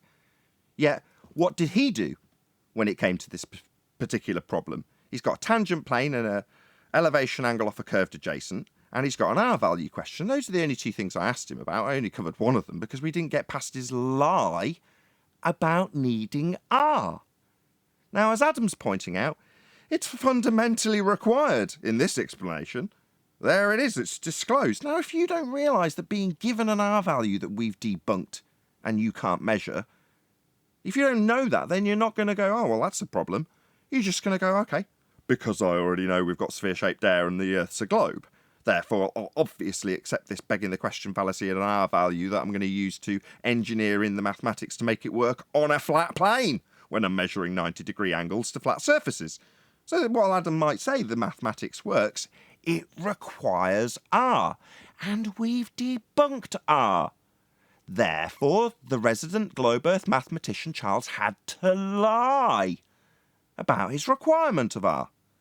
Now, in this particular instance, he absolutely requires R, as he will in every instance that you assume a sphere has got something to do with the mathematics of actually measuring the flat plane we live on. You'll need R for that, as I pointed out to him when I called him a liar. Now, Adam's here pointing out the same. Now, just coincidentally, the tail-on question, if I'd have actually ever got to an R measurement and how it was acquired, not that they can, would have been how do you get the elevation angle off a curved adjacent, which you can't. But it's explained with a begging the question fallacy of R that they now must lie about needing. Like the rotational value and the Coriolis deflection we don't see, they'll lie about needing to see it. They'll lie about the very claim in the first instance. That's that you're on a sphere with an R value, and you'll need that R value to make that claim. And we've debunked it. Yeah, but then he says you don't need R. Well, you do. I'll read it here. Back to Adam. This was what was nice about what 10th had found. So other than finding the nautical miles bit, as we say later on, it says the sum of the angles on a straight line is equal to 180. So angle OXC is equal to HO plus P. The horizon AB being tangent to the Earth at O is perpendicular to OC, a radius of the Earth. You see, that's it, you've done. So to use, if you're going to put the curvature onto the surface, you have to have this methodology to use celestial navigation to transpose the data from the flat baseline, to use the same data and pervert it in this way. If you're going to make your curve the surface, this is what you have to do. You have to have R. You have to have the relationship, the size of R, so that you have the transcription of R across the circumference. So each degree is worth, well, in this case, it's one statute mile would be 0.01428 something degrees, you see. So you've got to have R to define the angular relationship for you to then transpose it on a curvy surface. That's not how celestial navigation is done. So, does it now make sense why I constantly ask for an R measurement from all of these fundies, and why you'll get to 100 repetitions of it with someone like Katz without them giving it you, or 20 renditions to someone like liar Charles Flat Earth Math, with him denying his requirement for it only to chant it out towards the end of the show at 39.59 miles? Right? They absolutely require this value, and without it, none of their claim works anymore. That's why we've won. We declared it in 2020. It's the end of the claim. You must have R to claim you're on a sphere. We're not, but to make the claim, which we can debunk thereafter even if you had R, which you don't because you can't measure it. You'd be able to if you were on a sphere. It's just that simple. You tell us how you'd be able to measure it by way of Al-Biruni's dip measurement. Well, that's your geometric horizon we've debunked right there. That's where you got R. So when I ask a liar like Charles where he measures it, he'll deny needing it now, when there it is in black and white. If you're going to navigate and presuppose the Earth's a sphere, you'll need R, and we've debunked it. Share your pain. This is a great presentation, by the way. Good job, man. As you notice in this picture here, I'm going to make it bigger, actually. Someone from the chat's just asked what's R. R is Earth radius, the distance from the outside edge to the centre, marked in this diagram as O, and now I can't see it. It was bigger a second ago. Can you make it large again? Yeah. OC is the R value. That line is the outside edge of this circle depicting the sphere Earth, and the C is the centre. That's the radius value. You'll need that to make this claim, as you'll need it to make any sphere claim, and anybody who's going to have to lie about not needing it would realise we've debunked it. Otherwise, you wouldn't need to lie about having a measurement for it. You'd just say Al-Biruni measured it at the horizon, which we've debunked as a geometric sphere edge. Right, Roofy? You're paying attention? You're keeping up? Is someone letting Roofy know all this? Are you writing this down? R is the most critical part of your ball if you're a believer in that. Are you kidding me? It always has been. From Mick West admitting that he needs to presuppose it and is begging the question, that would be his R value. Proof of nothing because they haven't got it anymore. Perspective hijacking, Muppet Vision based. Curve calculator. It was always about R. Well, it's a theoretical construct that doesn't Morning, exist. fellas. Hey, Chocolate. Hey, Choco. That's correct.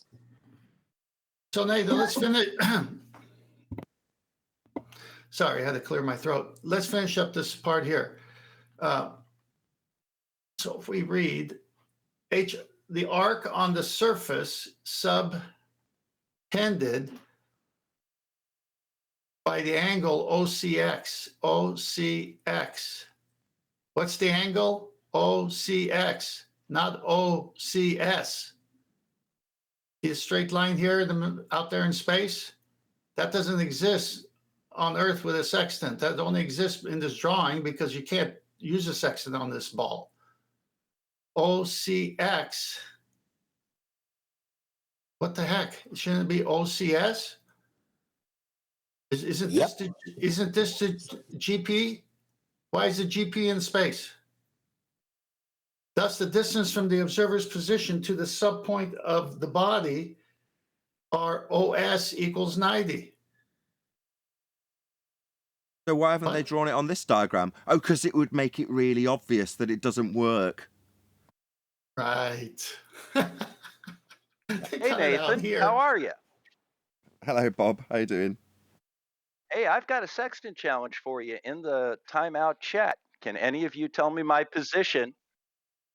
Can any of you tell me my position from those two sites? I solved it in less than 5 minutes.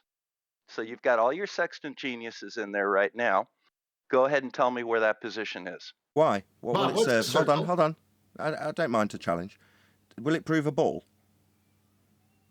It'll prove that celestial navigation, which is based on spherical trigonometry, works. So go ahead and solve it. Hold on.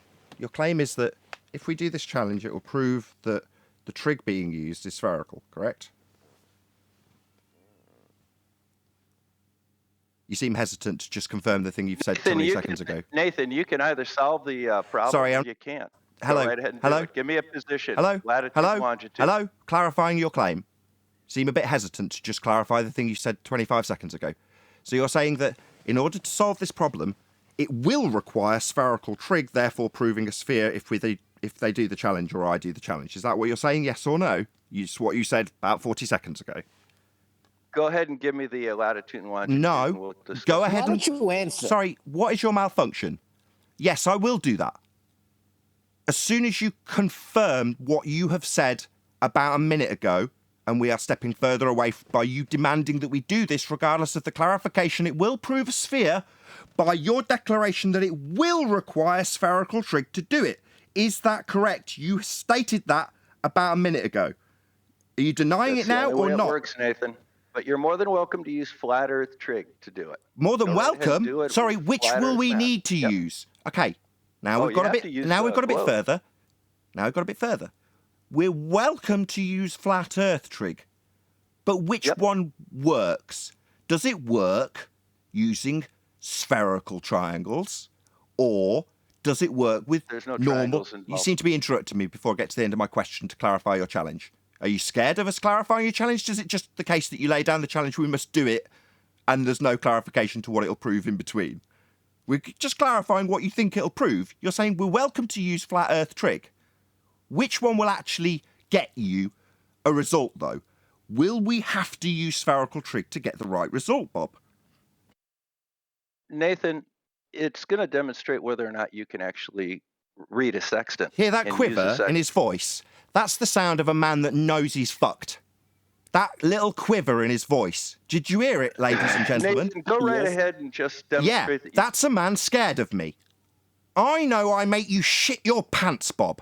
I'm going to ask a third time, and you can either run or clarify that which you have already claimed. That we will require spherical trig to do this. Will we or won't we? Absolutely. Okay, so you believe that the triangle we will be acquiring the GP of the star to will be done off a curved adjacent then? You seem to be interrupting me before the end of my question. Again, I'll repeat it.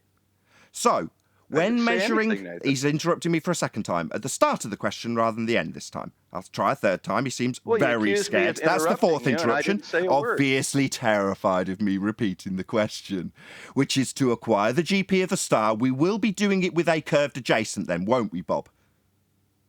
What adjacent? The one that measures along the ground, the baseline to the GP. That's going to be a curved line, isn't it? Spherical, right? On a spherical surface, spherical trig, curved adjacent. Right, Bob? You have to have a triangle to have an adjacent. Sorry, a triangle or a spherical no curved triangle. You said we're going to be using spherical trig. There's no triangles. So this baseline, which is it? Curved adjacent? Or... There's no adjacent. No adjacent? No, there's no triangle. That's a very high pitch no. Have an adjacent. No triangle? You said we could use the flat... Sorry, a moment ago we could use flat earth trig. Now there's no triangle to use. You seem confused. I'm not confused. So there is a triangle, and that triangle's got a right angle. It's a flat baseline. But I'm asking you, who says it can be done with spherical trig, if it can actually be done with a curved adjacent. There's no adjacent. No adjacent? So when you said we can do it with flat earth trig, what did you mean precisely? Because you're now saying there's no adjacent. Of course there's not an adjacent. You're just measuring it. There's no adjacent. Just one more time. Let's hear it from Bob the Science Guy. There is no adjacent when measuring an angle. No, there's no adjacent. There's no adjacent when measuring an angle. Nope, got to have a triangle for that. A triangle? Right. Yeah, you have to have a triangle to have an adjacent and an opposite. We're just measuring angular distance. There's no adjacent. Angular distance? Well, you'll have to minus that from 90 to get it onto the ground to travel the distance. No, you're measuring the angular distance between a star and a point on the horizon. A point on the horizon? All right, are you going to do it? Sorry, the point on the horizon. Sorry, Bob, stop. I've got about 10 quotes of you saying the horizon's not needed on QE's channel. It was trimmed out by YouTube also. Shout out to you. Go ahead. Saying the horizon. Go ahead. There's he chanting through me. Why is he chanting through me? I don't get it. What's wrong? Why is he chanting through me? I'm clarifying that you specifically on this show told us you don't need the horizon. What's going on? He said he doesn't need a triangle. I know. But then he said he uses spherical trig. Hey, Bob, define trigonometry. I'll wait for you to solve it, Nathan. Define trigonometry, Bob. We're clarifying what this proves and whether or not you can actually do it with spherical trig when we're measuring flat baselines, and it doesn't have a curved adjacent. When I said that, you said we don't have an adjacent. Then you went on to deny we even need a triangle. Yeah, there's no triangle. I'd like to know. Now, you can. What it proves is that you can or can't solve it. So have at it. There's no triangle, but we're using trig. Define trigonometry, Bob. I can solve this. Sorry, you've said there's no triangle. Bob, you've told me no adjacent, no triangle. What's trig? Correct. Have at it. So what's trig?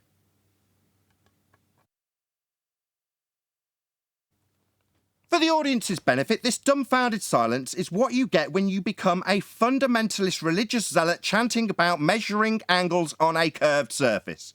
You start denying that you're doing triangulation, or that you even need triangles, or that there's even adjacent that you need at all. That's what you get to. It's trilateration. Do you realise how stupid you sound? Do you realise how stupid you sound? Define trigonometry. I still sound smarter than you, Nathan. Define trigonometry, you dumbass muppet. Sextants don't use trilateration. Define trigonometry. You want to phone a friend, Nathan? Maybe get 10th phone a AM in, friend. Or see if Brian's live. Phone a friend. You come in here. Go ahead and you solve say it. Spherical trigonometry. You don't know what it is, right? You said you don't need a triangle, but you're using spherical trig. Define trigonometry.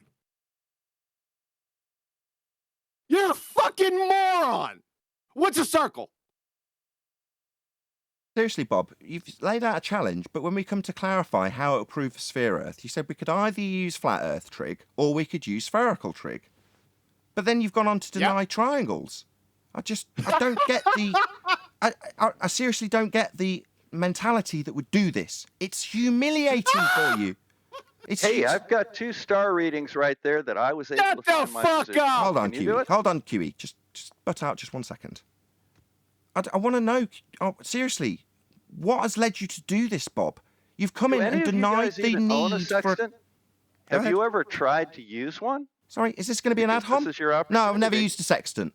But I understand that you're going to need triangles. The thing you've denied I'm asking you about. You've launched into an ad hominem attack on me.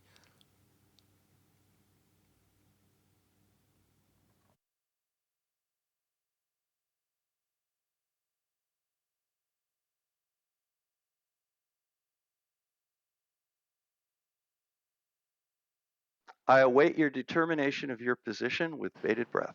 Sorry, Bob. Hey, asswipe. Just define trigonometry. You denied the need for triangles. While we were in reasonable discussion, Bob, you were like, yeah, you can do it with flat Earth trig. Oh, you can you? All right. Let's see if we can do it with sphere Earth trig.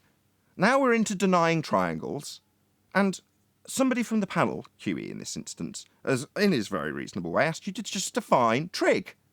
You're saying either flat Earth trig or spherical trig.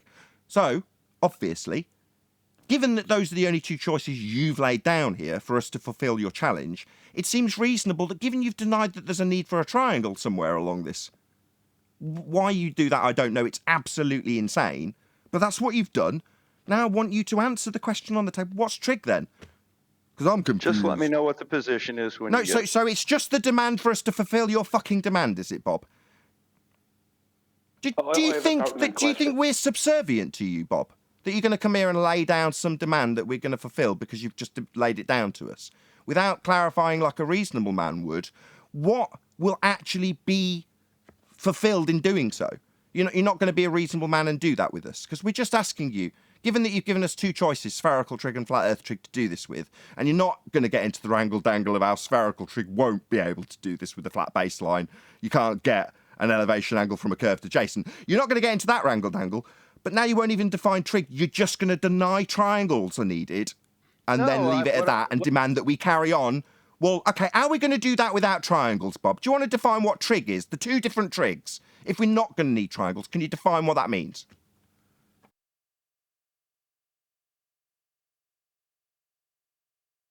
Busted! Numpty dipshit! You're a retard! Unbelievable, folks. I have a pertinent question for Bob about this. Well, I want to clarify the challenge, Brian. He said, either flat Earth trig or spherical trig, but then said we don't need triangles. He's still on the panel. I've asked him about 5 times. Hopefully QE will stop screaming at him. But I want to know the answer. What to do then, Bob, without triangles? My question... Standard celestial navigation techniques. Feel free to solve it. And what are they? Triangulation, per se? I did. Triangulation, right? Nope. Well, what's the other option? Then why do we need trig? What's the other option? Trilateration. Why do we need trig? Sorry, Nathan. It's okay. Sorry. Trilateration for the sextant, you say? Chaff and redirect.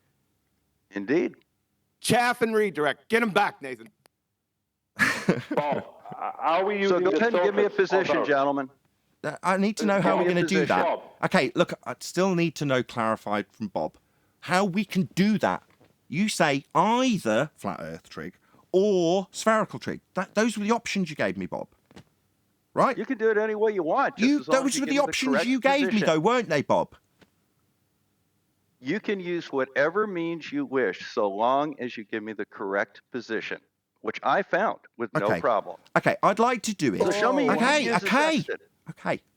I'd like to do it with the vision of being on a sphere. Okay?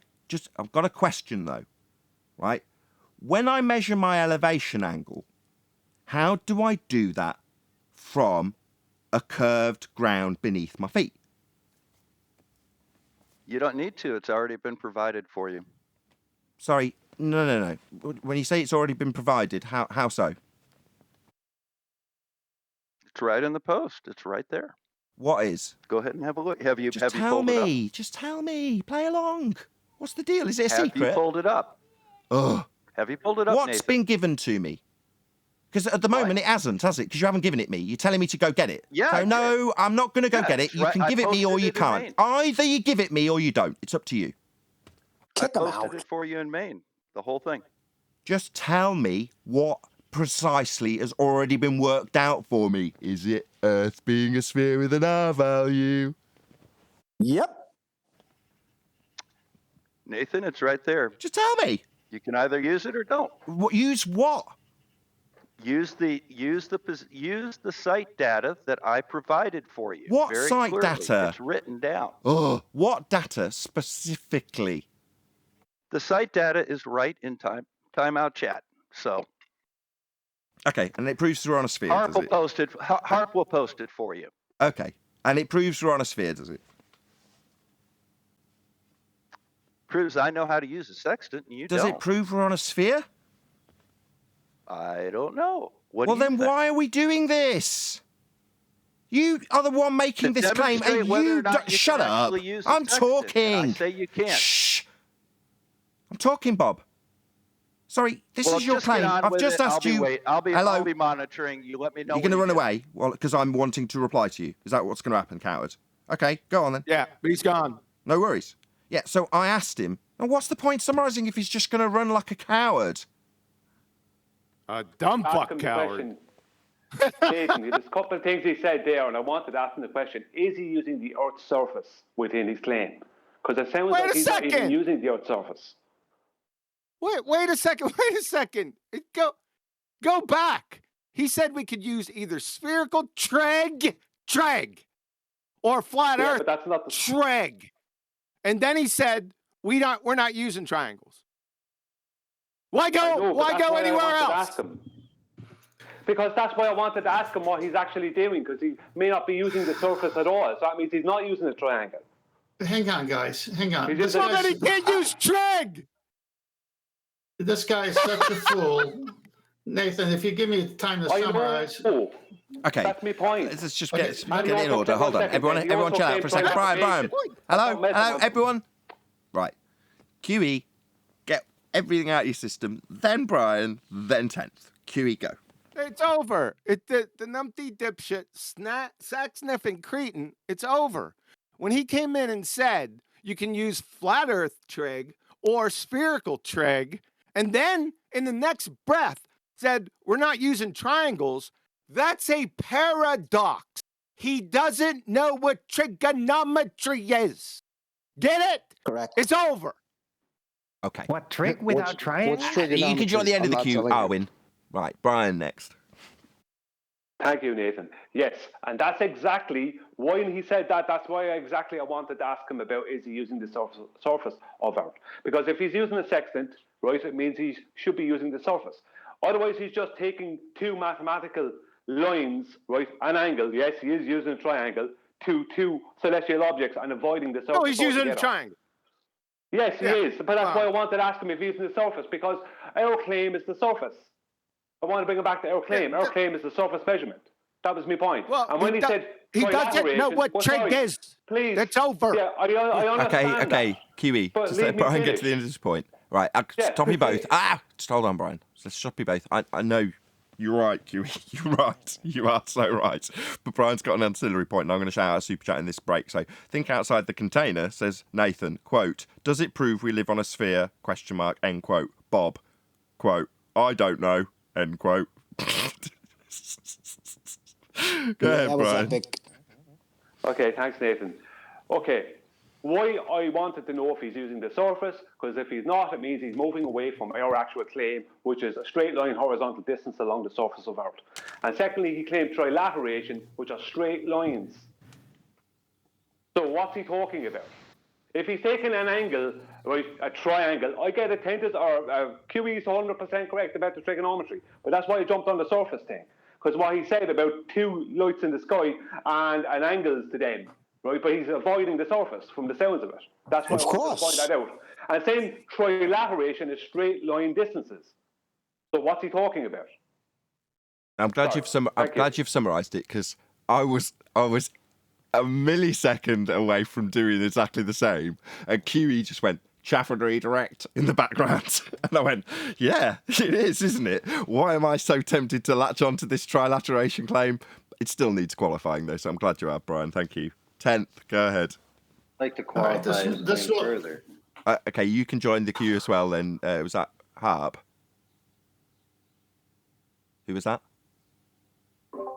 No, he was telling you that I was going to find it for you. You know, I wasn't going to, but then I went ahead and did. So, and then also Citation Police did also. Oh, so they're in the main chat. Yeah, so thank you very much. I got some questions about it. We'll have to get to it in the after show citation. I'm just going to get the last thoughts from 10th.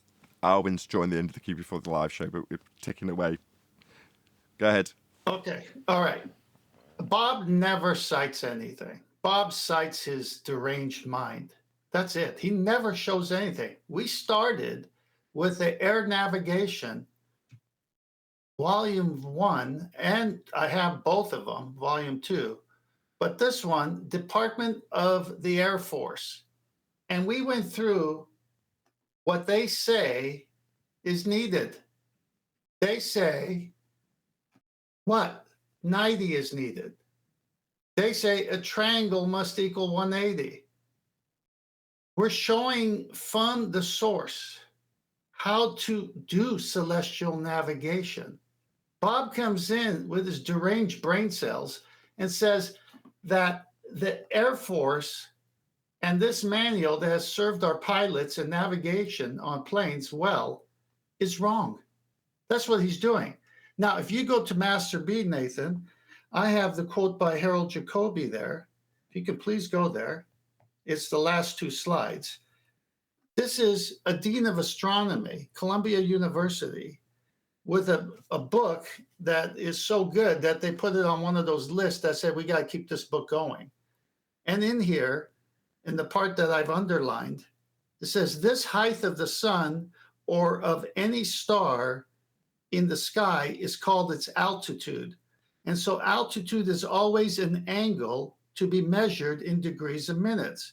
The point directly overhead is the zenith. The angle between lines drawn to horizon and the zenith is 90 degrees, or a right angle. This Bob is so lost. I can't even believe he comes in here with no citations, no references, nothing, quotes himself, and then goes against everything his side has put in print. A sextant is an angle measuring device. At least it's come in. Good on you, Bob. Get my props. I mean, at least you've got some balls, Bob. Is it balls? Yeah, is that what it is? I would imagine it's terrifying here, right? I can empathise with their side of this argument, and I've got props for Bob, right? It's scary coming here. So for Bob to just brush it off, come in, put his stuff down, make his demands that we should fulfil his challenge, not answer any questions, obfuscate and then run away, that is more than most of them are capable of. That deserves some props. I don't care if you don't like it. Props, Bob. I agree. I don't. I think he's here for another reason. It's previous fear belief. No. I think I know. Yes, of course, but he can't even do that because he's not even following the books that are out there that tell you how to do celestial navigation. He's not even doing celestial. It's so stupid. He's stupid. Well, he's trying to reinvent a new form of triangulation that doesn't use triangles. No, he's not. He's too stupid to realize he's a numpty dipshit. Hey, are you going to be cutting that out today? One doesn't exclude the other. And did you have anything else to? Yeah, I probably will, QE. I'm just going to read out the super chat from Fibrotes. Thank you very much, Fibrotes, for the super chat. It says, how can Bob face his subscribers after what happens each and every time he comes here? I don't know. I don't concern myself with Bob how he copes with it. But as I said earlier, I'm a bit lost for words because I'm pleased he's come in. he's giving us the opportunity to at least address some of his stuff with obfuscation attached and, just like I said earlier, lots of demands that we just do his challenge. Like, oh, well, what's it going to prove? Well, I asked him, does it prove a globe? I don't know, was his answer. So what can you do with that? If Bob was in the celestial navigation course, he'd be kicked out the first day for insubordination. Right. With that, I'm going to say, if you are watching this on either Nathan Oakley 1980 or Nathan Oakley Premiering streams, stay tuned, as there will be an after show to follow. Unfortunately, if you are watching this live, this is where we bid you farewell. So a huge, massive, enormous thank you to all of you who smashed the super chat, liked, commented, shared, subscribed, and all that good stuff. I've been Nathan Oakley. Stay tuned if you're watching on a Premiering stream, and I'll see you all in the next video.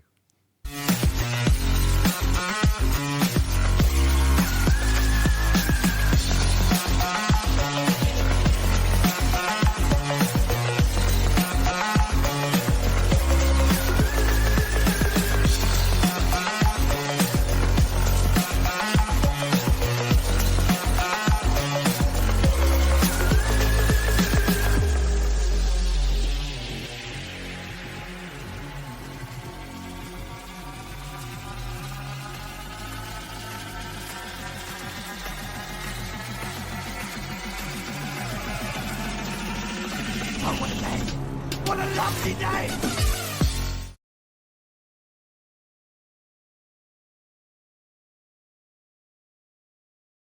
$90-degree, everything, but Bob doesn't need any of it.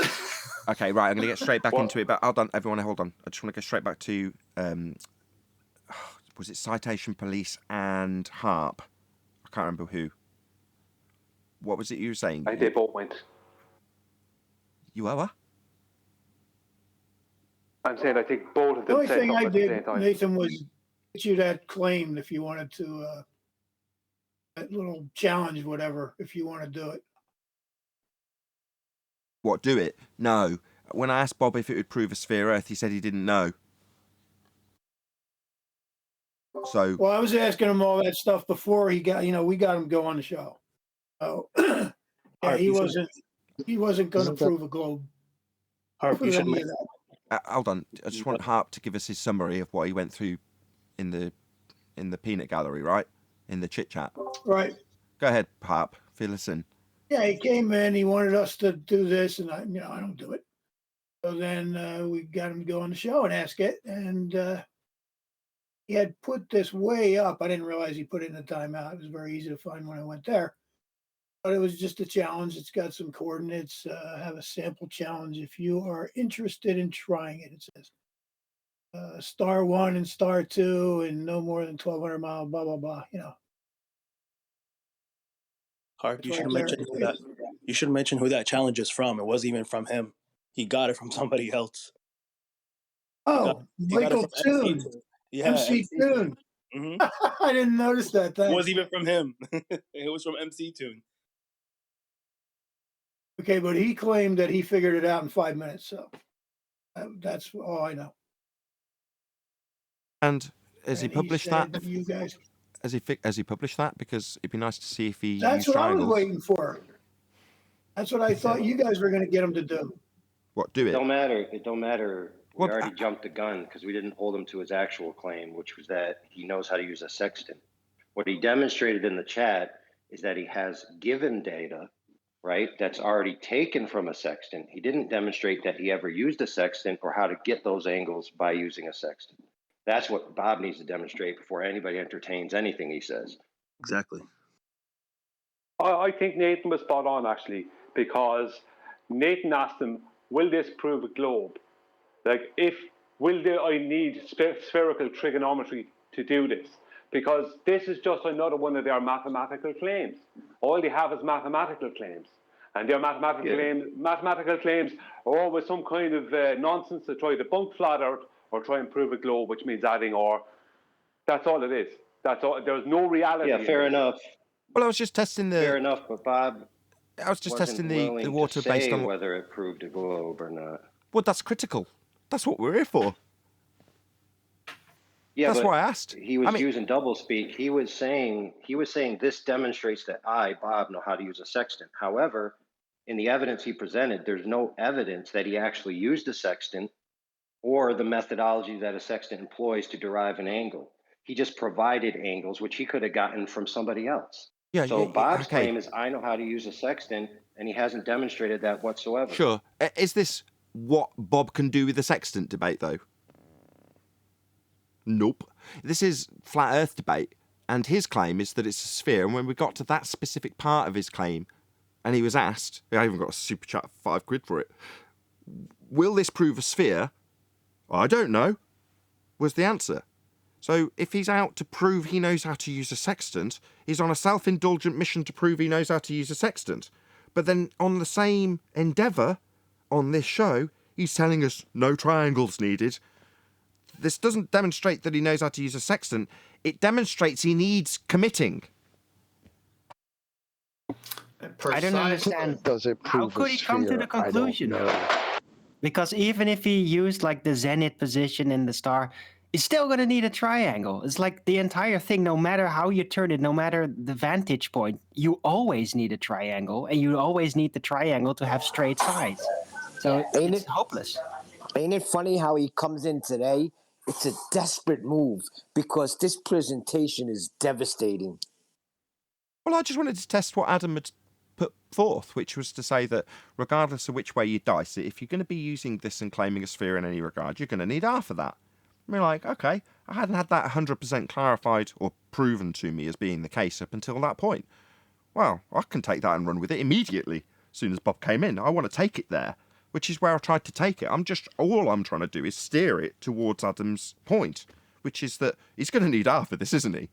So that's, I don't know if that was picked up on by the audience or not, but that was, in my mind, where I'm trying to shuffle the conversation towards. But along the journey, we're being told no triangles needed, no triangulation, no adjacent needed. You're like, what the hell are you doing then? Are you nuts? You know. But if that's on his quest to prove he knows how to use a sextant, he ably demonstrated he doesn't know how to do basic trig. Or what trig is, like, let alone use a sextant. Right, using trig without a triangle on a sphere that doesn't have a radius, just because he doesn't make a notification of it on the graph. Yeah, and I said this to him as well, or to the audience. This is what you get if you're a sphere-believing muppet in this arena. You eventually are led down a path of talking complete batshit insane nonsense to a live audience. That's where you end up. Now, if you continue down that path, Fundies, insanity, and I'm not just talking figuratively, I'm talking literally, you will go nuts. There's only so much one man can take mentally. Right? If you're so drowning in double speak contradiction, that will drive you mad. Yeah? Now, us here, I don't have any contradiction double speak to contend with. There's none. I don't have any. So life's sweet for me, but if you're on the opposing side and you've come down from your high almighty position of just knowing it's a sphere into this cesspit hell that you find yourself in, where you're having to contradict yourself at every turn, deny the fundamental principle of the measurement you've just claimed, say you don't know if it's going to prove the very thing you're trying to claim in the first instance, that's where you end up. Further to that is insanity. Nathan, I've watched hundreds of navigation videos by experts who teach sextant and celestial navigation.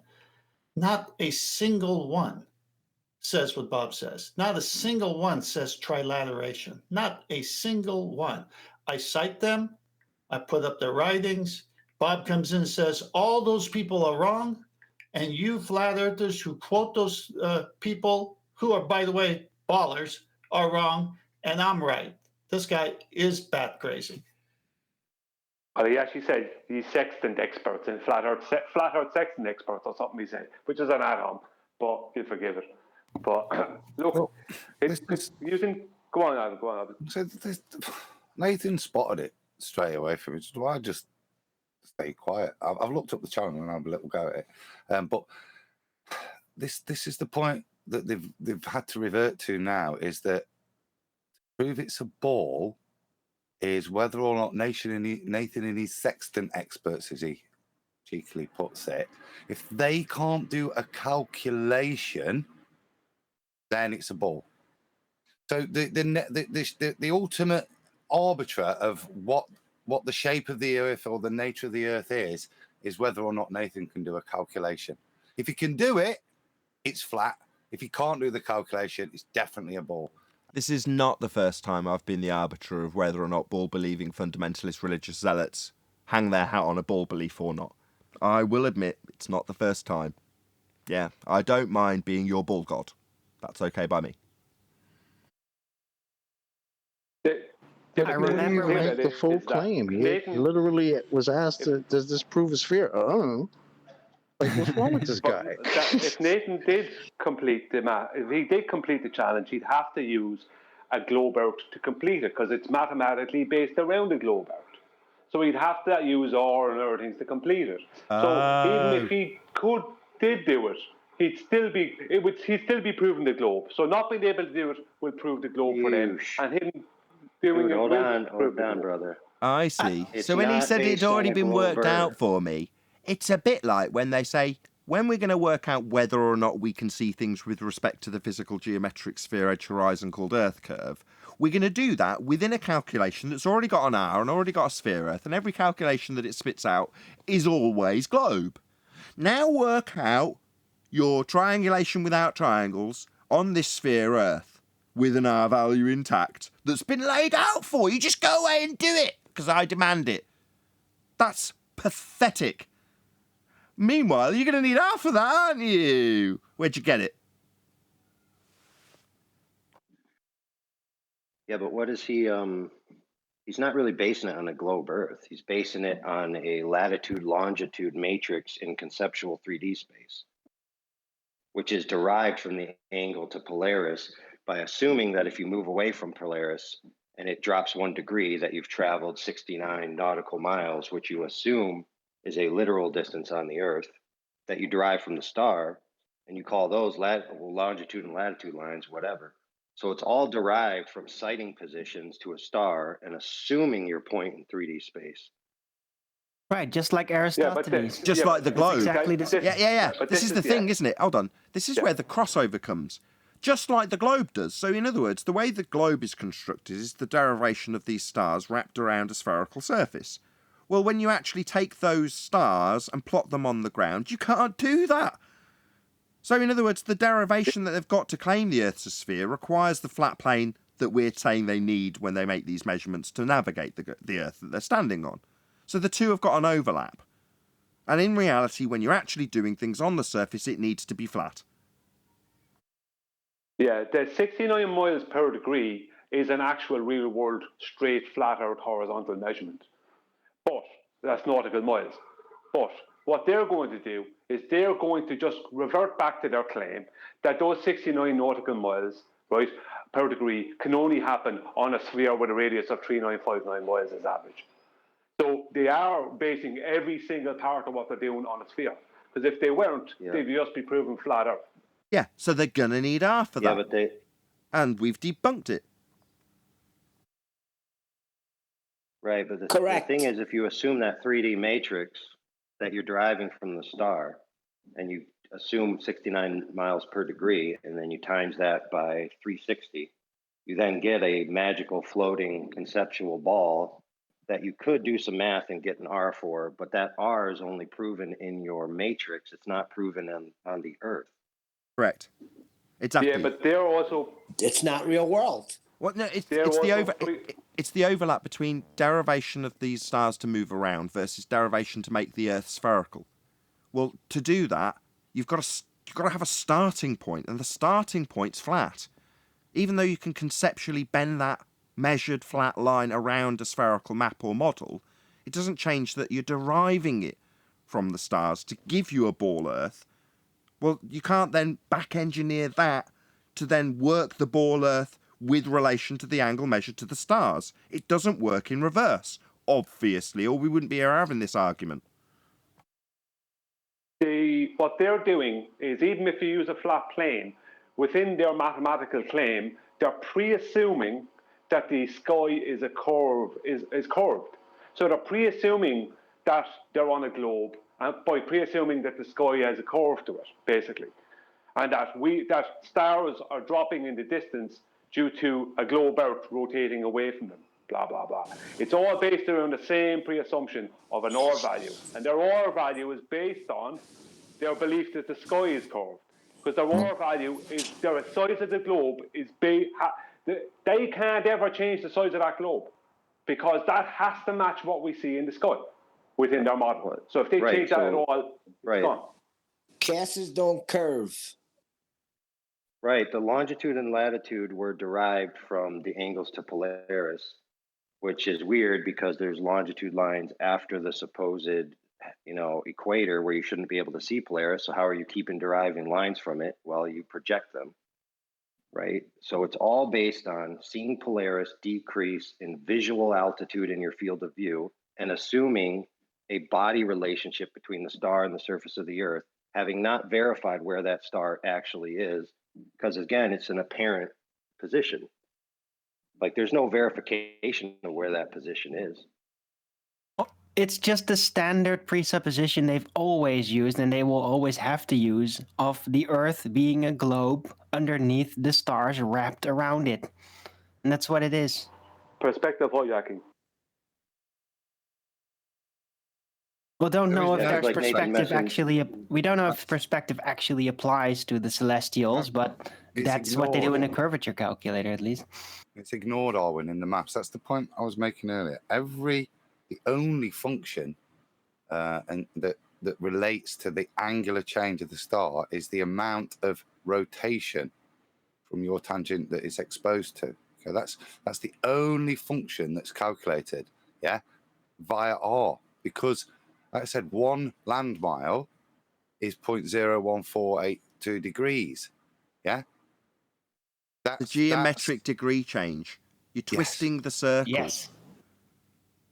So, exactly. The curve that you see in the sky, you attribute to the Earth being curved, not any form of perspective and distance view of the stars, which is the way we do it. Can't be. If you're moving the sphere through 1 degree by twisting it, that's sod all to do with anything optical and everything to do with having a geometric sphere, radius 3959, twisting at a claim 1 degree, giving you 69 miles in the sky that's bending because the ground's bending and you're moving through a sphere twisting at 1 degree. Well, that's nothing to do with optics and everything to do with the geometry, and can only be to do with the geometry when they make that assertion. Therefore, they're physically tied to a geometric horizon at that point. That's why they've got to bandy words about it being geometric.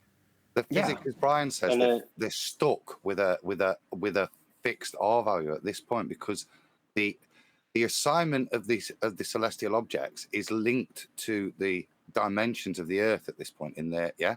So once you've done that, your R's glued. They're projecting they're projecting the apparent geometry of the celestial sphere, which is to the observer kind of like a sphere, but we don't know what any of it is or in any position. But it seems like a sphere, and the angular relations are persistent, and they project that apparent geometry onto the Earth in their minds and their calculations. That's what they do. Well, Brian. Hold on, Brian. Just go ahead. Citation, please. So there's a counter argument presented, which is, okay, you're telling me that my geometric relationship that I'm claiming doesn't work. So now provide me a counter alternative with a flat Earth with relationships. No, give me a false dichotomy I can burn. No, your claim's a sphere Earth with geometry. If the Earth's a sphere radius 3959 as required in this instance, then every distance measurement to that horizon would be 1.2 times the square root of the observer's height in feet. And it isn't. Black swan, beyond the geometric limitations of a sphere Earth radius 3959. Therefore, we don't have a geometric horizon. Therefore, you can't measure Earth a sphere radius 3959, and you must have that value to make this claim. Yeah, but you pointed it out appropriately yesterday, where they're claiming a squared function for movement of objects at a distance, but you would have a linear function and a squared function combined. But in both the counter arguments that they present, they only provide the geometric consideration of that one function. They don't consider a perspective as absolutely a function. They can't. In Muppet Vision mathematics, you can't consider perspective.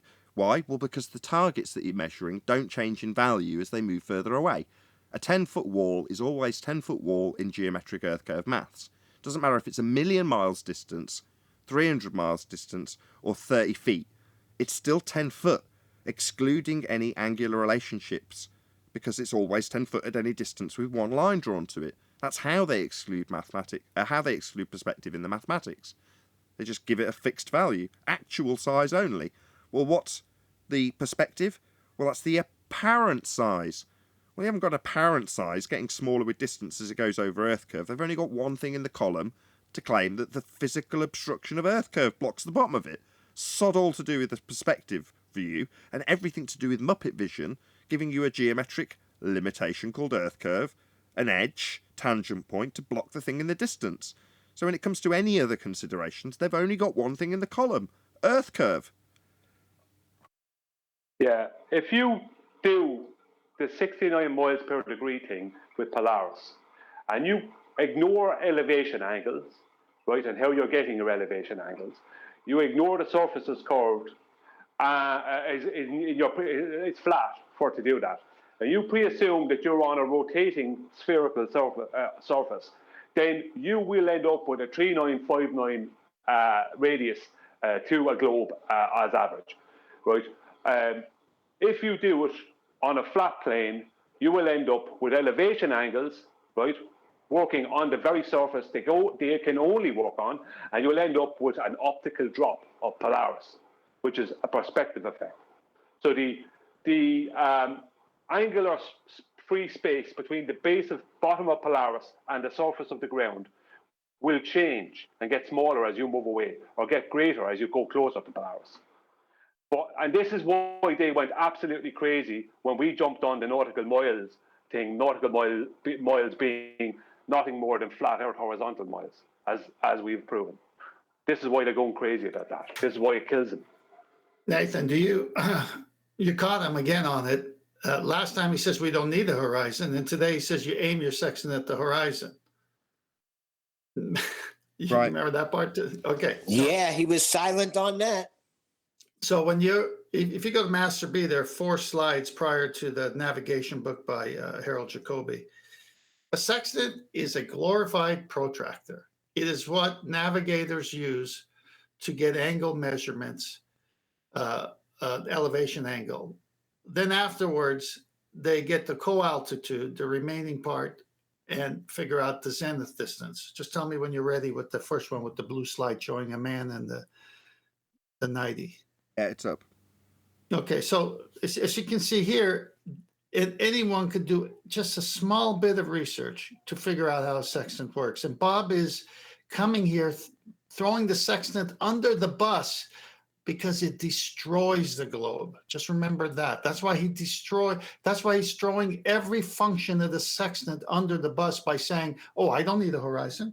I don't need an adjacent to be straight. Oh, I don't need a right angle.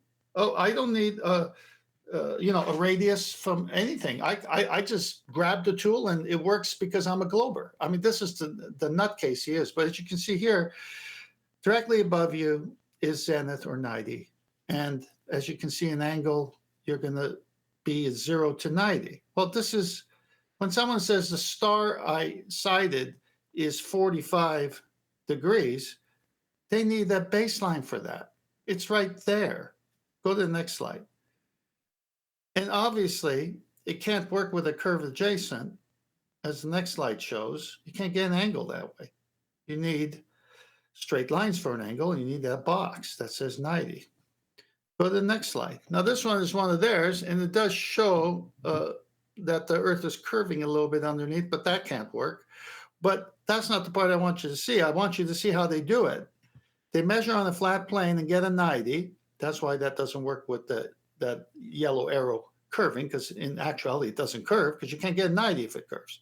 But the co-altitude is the zenith distance. Now, this picture right here destroyed Bob today because this is from his own books that he doesn't go to because he never cites anything. And it's telling you that you need an angle, a right angle. And go to the last slide. And this is done on a Mercator map. Height observed, computed, and then the A is your intercept. So from the dead reckoning position, you think you're somewhere close, but you're not sure. So you basically have to guess wrong first, then take the sighting to realize if you're in front of it or behind it, meaning you're dead reckoning where you thought you were. And you do that by the angle. If the angle increases, okay, that you're closer to it. If it decreases, you're further away from where you thought you were, and there's the intercept, and that's the difference of the altitude. And look at it. Does that look like an angle? Does that look like someone's using a sextant with a 90 degree? I mean, nope. It is nonsense. What this guy, he is so afraid of the sextant that once people start saying, you know what, I'm going to go research myself how sextant works. Goodbye. He sounds like he's running from the ground again, too. Same thing. They're hiding from the ground. They don't want to go to the ground. It's easy to see what he's doing. He is using apples to prove that apples are bananas.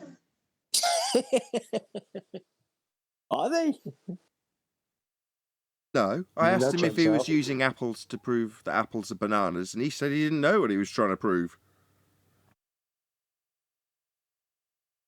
He had a ball Earth moment. He completely lost it. Just to bring some clarity to this, correct me if I'm wrong now, citation police, because you have looked at what the challenge was. But if I'm not completely wrong, this whole thing is based on the claim that nautical miles are spherical globe Earth miles. Because if you measure nautical miles in a straight horizontal, if you measure nautical miles in a horizontal fashion, and we do, then that means they're not spherical. They have nothing to do with a spherical Earth. So the whole thing is based around the Polaris claim again. It's back to Polaris, Yeah. Thank you. His assumption is that if you can come back with a correctly derived location, which would be latitude, longitude, then you're conceding latitude, longitude. If you concede latitude, longitude, then you're conceding that they're derived from an angle measurement to Polaris. And then you're conceding that the functional triangle that they claim can only happen if you're rotating away from it over a spherical surface. So in his assumption is if Nathan comes back with math saying, okay, I've derived my latitude, longitude, he's conceded to the globe. Thank you. We don't fall for that nonsense here. But that would be the problem is apples that Bob jumped a step. Yeah, but the problem is that Bob jumped a step, which was demonstrating that he ever actually used a sextant. Well, or how he measured an elevation angle with a curved adjacent. Because that's the question, right? If you're going to do any of this, you're going to start measuring angles. Well, how are you going to do that with a curved adjacent? I thought he said he's used the sextant and he knows how to use a sextant. So he's a liar. He does have a sextant. He does have a sextant, so he knows what a sextant is. So then he's using it on a flat Earth, though, and he's not realizing it. It works because he's on a flat Earth. He hasn't demonstrated, as far as I'm aware, that he ever actually cited anything with his sextant and gave us data from his own personal sightings. As far as I know, the data that he provided could have come from anybody. Notice how in the text it says the boat is facing this direction. So is it his boat or is it just a hypothetical boat that he already has, information for? Well, it's irrelevant either way. Just because you can use a sextant and take down degree measurements doesn't mean you understand the methodology behind it. Yeah, my point is that whoever is using a sextant is using it on a flat Earth. Well, yeah, Neil is correct, 100% correct, and so is John. But the thing about it is that what Bob said is that he did this challenge. He didn't claim it was exactly his. He said a sextant challenge, and he said he completed the challenge in 2 minutes or whatever. But that means all he did was pre-assume a globe. That's basically what he did. So if no matter what Nathan would have done, it would have been you prove globe as a pre-assumption. You're not going to do it. And he had to use the surface. He had to use an adjacent. Absolutely. If you're using the sextant, you can't. Exactly, you can't not use an adjacent. The problem is, though, it's disingenuous to call it a sextant challenge when all you're providing is angles. You're not providing the use of the sextant as being necessary as part of the challenge because you've already skipped that step. Good point. Well, even he didn't know at that point how to prove a globe. So Yeah, he should call it a positional challenge based on latitude, longitude derived from given angles. That's what he should call it.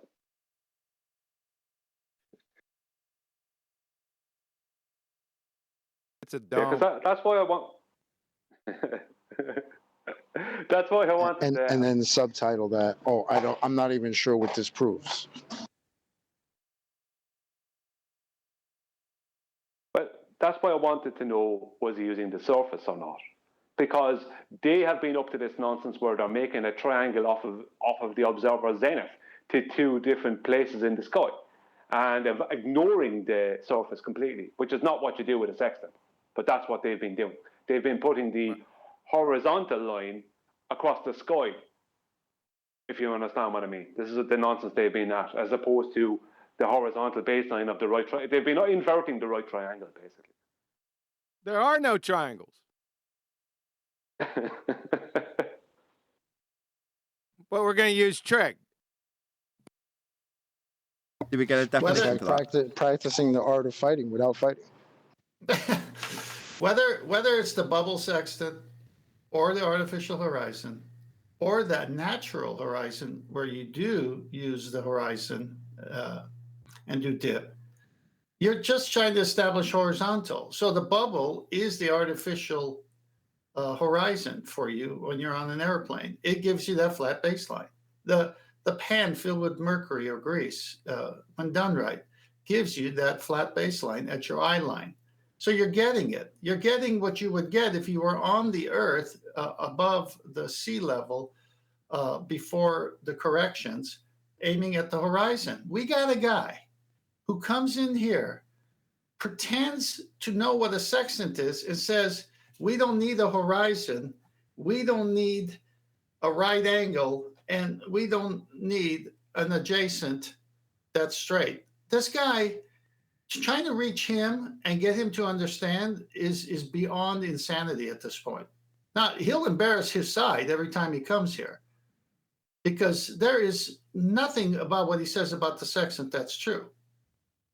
So he goes to a calculation, he comes on and says, well, solve this for me. Well, what's it going to prove? Oh, I don't know. I don't understand this guy. This guy's insane. And for us to think that we're going to rehabilitate him is nuts. Were you looking to rehabilitate him? No, not at all. I say shun him. He's a fool. The guy is a fool. He disagrees. He disagrees with his own side and doesn't know what trig is. Doesn't even know what a circle is. He doesn't know what a circle is either. Dude, why shun him? What do you mean by shun him? He is? Not let him on the show? He's welcome. He should be on the show every day. He should Totally be a agree. regular panel member. That's why I gave him That's what he props. does. Agreed. Totally agree. No, I shun him, and I shun him in the sense of putting truth up to his face so the audience could see what a fool he is. You're welcome back anytime. Oh, Bob. that's already been done. That's already been done. You mess with the sextant, you're messing with 10th man directly. I've just mess seen with the sextant. I've just seen too many videos from experts who use sextants, and they would just shun him in such a way that makes us look kind. Listen, he comes on with some sort of equation like he's a hero. I solved it in 2 minutes. Can you do it? Come on, that's kindergarten stuff. Yep. Kindergarten dumb fuck. That's what he is. It's part of the ancient globe earth fighting style of blocking punches with your face. That's why I started going, nah. Yeah, him and Wally have got that down, haven't they? I'm going to block these punches right in my face. Can a kindergartner define trigonometry without triangles? Nobody can. It's not about age or mental capacity. That sucks then. I put those definitions in Master B for you because you asked for them, Nathan. I was going to say, did you get some good sound bites out of that, QE? Because you don't normally ask. You're like, you're going to trim that out? Straight away.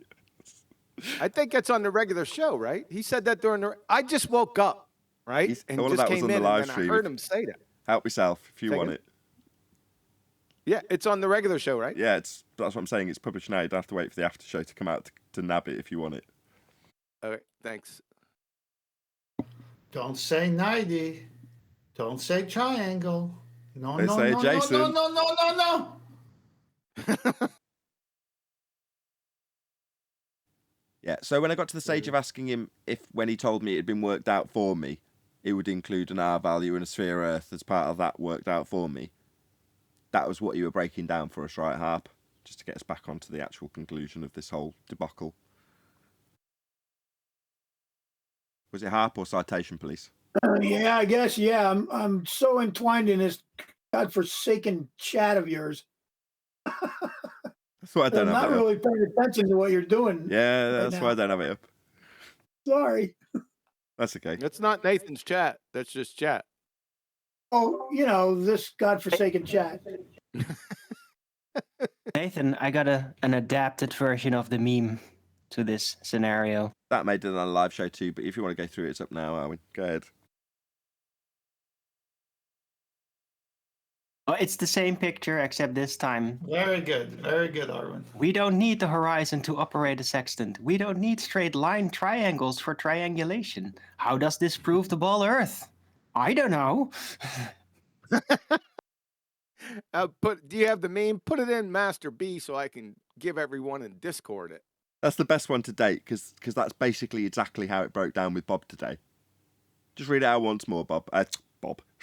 Arwen. Right.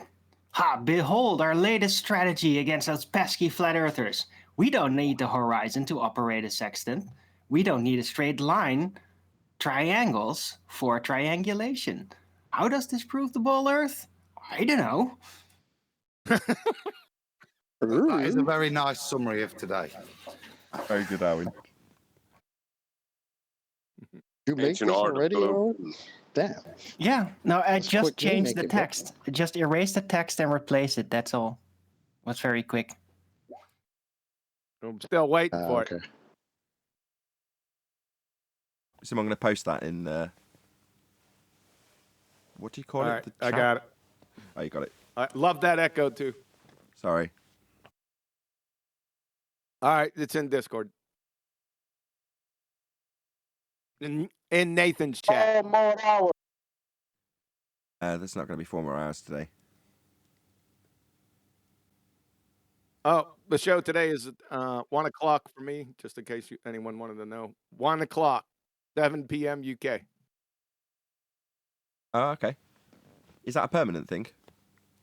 Nah, it's 55 degrees today, so this is shooting day. Oh, I see. Just other plans. It's close enough.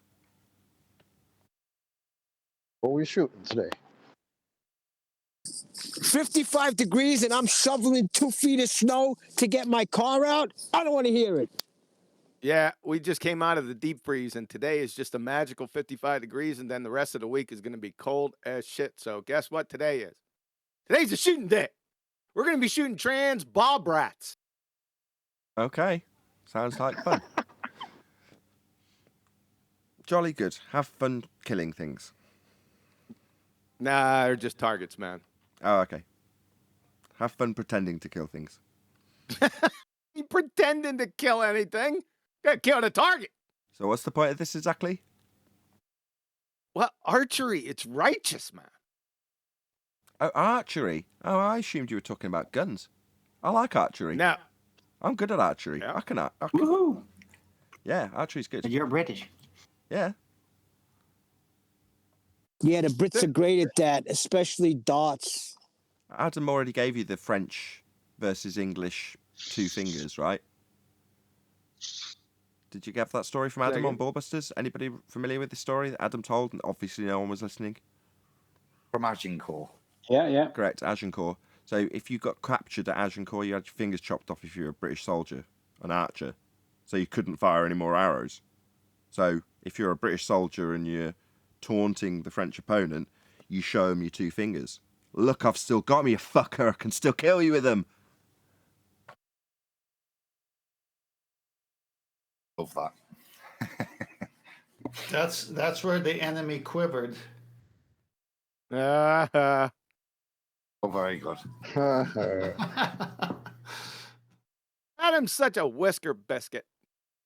Yep. I don't even know what that is, but I'll agree to it. It sounds quite tasty. Are you any good? You need to pair it with a red wine, Adam. How's your grouping, QE? Very good. Oh, did you try the release trigger thing? How was that? Yeah, very good. Yep. Yeah. About 50% of women struggle with archery because if you're married or you've got a girlfriend, I'm only talking to the flat earthers here, obviously, then grab hold of your girlfriend's arm, straighten it in front of you, and then put your hand on the outside of her elbow and just gently press. And 50% of women have what's called an overextending elbow. What that means is that the line of your arm, if you're a man, is dead straight if it's extended. Whereas for 50% of women, it isn't. It kinks inwards, which means that as you let go of the string, it will catch the wrist of that woman's arm, normally causing quite a nasty rash.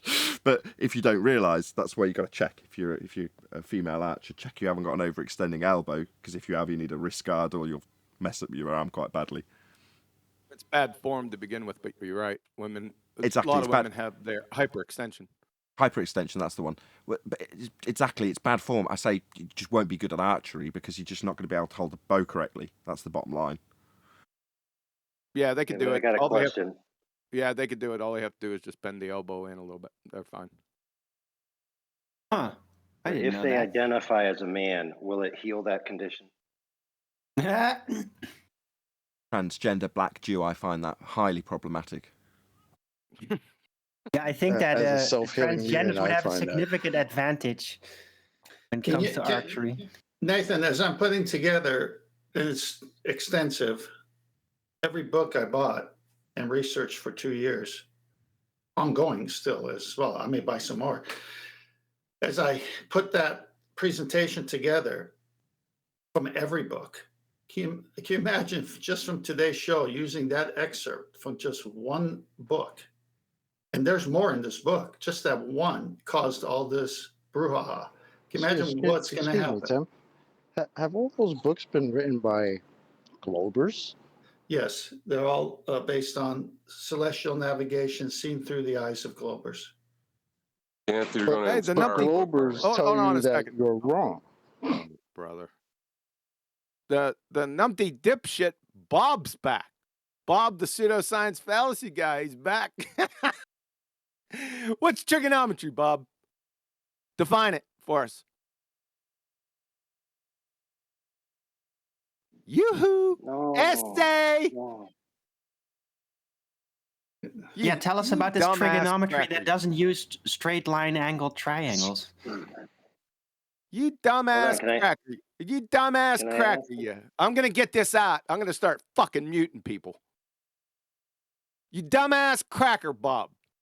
So you tell us that we can use spherical trig, or as you call it, flat earth trig, whatever that is. Is that planar trig? Is that what you're trying to say? Okay. And then you say we're not using any triangles, when trigonometry is the study of fucking triangles.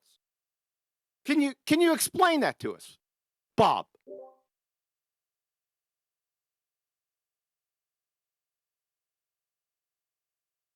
Bobby!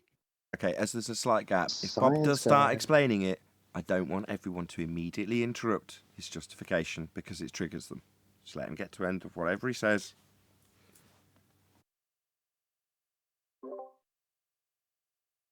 I think he has him muted.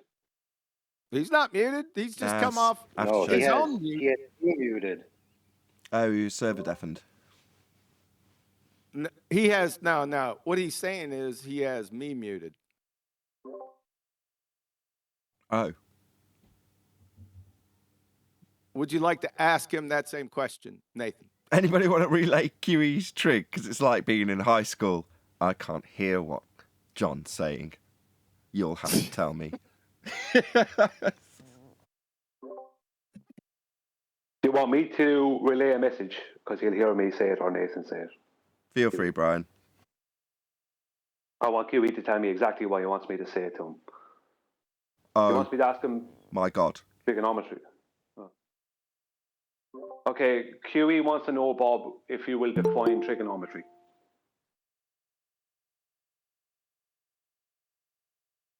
Ooh, let me present my meme again for you.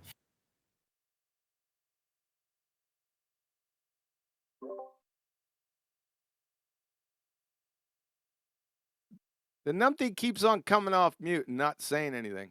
Hey, that's a great dumbass meme. cracker. Go ahead and drop out and then come back in. We can't hear you, Bob. If you can drop and rejoin, that'd be helpful.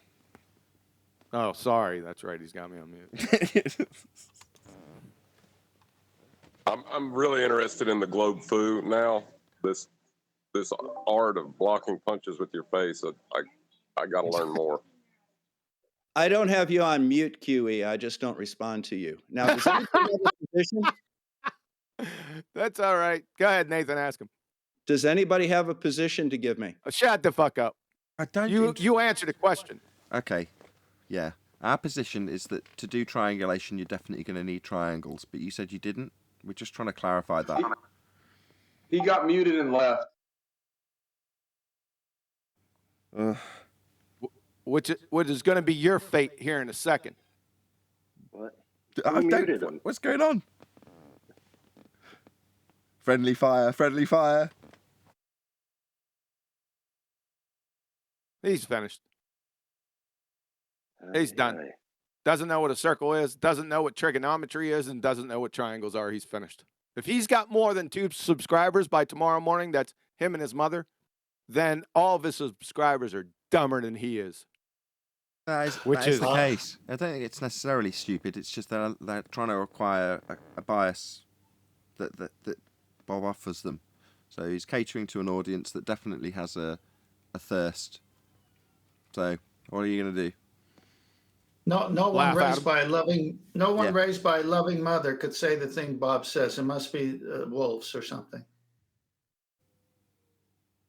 I mean, if you want to psychoanalyze Bob in terms of his reasoning and reckoning behind what he's doing, then you have at it. But all we can really do is take at face value what he actually says here, and it makes no sense.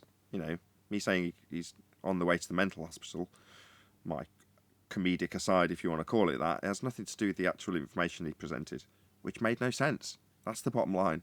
That really is all there is to it. Who cares why he came here and did that, or how he squares that circle in his own mind, or the pain that he'll leave him with afterwards? It's all kind of irrelevant. He desperately needs help. As a human being, he needs to seek help. I don't know what his challenge proves, because from what I can ascertain, it doesn't prove anything other than that Earth is flat. That's all that his challenge will prove. It involves Polaris. Sorry, go on, talk to. I said neither did he. Yeah, well, that's right. What's the point of this? I don't get this. Well, it's kind of like the R argument. You're going to need R for that. And so he puts up this thing for us to do. Well, you're going to need a sextant for that, right? Yeah, that's right. I want you, flat earthers, to use a sextant and tell me how to get this. Well, yeah, but the way a sextant works is an angle measuring device, and you're denying angles as you're talking to us. So what is this? So from what I glean, he's saying, I've already got the angles. Let's not worry about how we measured them. But here they are, and here they are in a global positioning system. So, based on my giving you the parameters that this is going to work within, and you've already got the angles to work off of, where am I? That's his question, right? And Brian's going, well, hold on. If you're deriving this in a sphere way and giving us the parameters that we're going to have to work within and the angles that you've measured, we're not doing anything with the sextant at all. It's a measuring device. What are we measuring? Oh, you've already got the measurements. Well, how'd you get them? Did you get them off a curved adjacent? No, you didn't, did you? You got them off a flat plane. So having the measurements already provided to us in your challenge, does that mean that you've got them from a curved adjacent? No, it don't. Yeah, it's a mathematical claim that requires pre-assumption of a belief for it to mean anything to anyone. That was a good summary, Nathan. So that's the whole point I was trying to say, is to even put this challenge out, he put it on. In fact, I'm looking at it because Righteous put it up. *1 Capella times 75512 21st of July, 1982. What the heck? Why is it 1982? I just saw that. Okay. Sextant reading, 28 degrees, 50.2 minutes. Okay, sextant reading. How's a sextant work? He denies how a sextant works, and yet he puts sextant reading. This is sanity. So that was like in the first. Sorry, that's the first line of the challenge. No, the first line of the challenge. Yeah, that's right. The first one says, "I have a sample challenge. If you are interested in trying it, *1 Capella, time 7:55:12, 21st July 1982. Sextant reading, 28 degrees, 50.2 minutes." So it's first line of the first paragraph. If you'd actually read it out, when I was like, "Just read it out to me. Tell me what's laid down in it," we'd have got to that point, and I'd have gone, "All right, measurement with a sextant then. What's that all about?" And we're into proving a flat plane, if he's going to explain how that measurement that's in his challenge was taken. That gets worse. He says he's 9 feet above the water, time zone +7, index error 0. The boat currently has a bearing of about 242 degrees at 7.6 knots. So he's on a boat in the ocean. He's got the azimuth bearing. He knows how much he's above the sea level. So he's got the 9 foot for the dip correction. What? I don't get this guy. So every part that's already laid down in the challenge, not the challenge itself that he's going to get you to do after all of the prerequisite parts he needs to assume a sphere are laid down for us to work within. As long as we're working within those confines, as Brian's pointed out, there's only one outcome. It's like trying to prove a flat Earth working in a curve calculator. It's like, hang on, this is a curve calculator.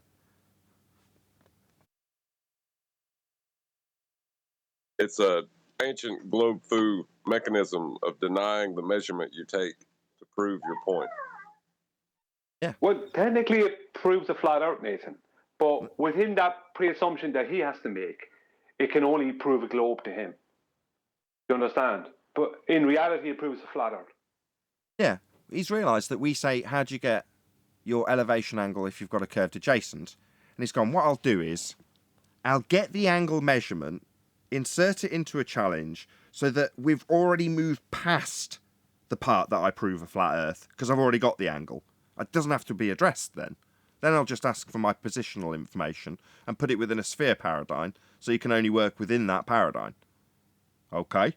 Did you give us the R value to force this prerequisite sphere on us? No, you definitely did not. Meanwhile, in the description, you've got a sextant reading. Well, that's measuring 2 straight lines. That's just proved a flat Earth before you did anything in the challenge. Didn't even get to the challenge. We've already proved a flat Earth.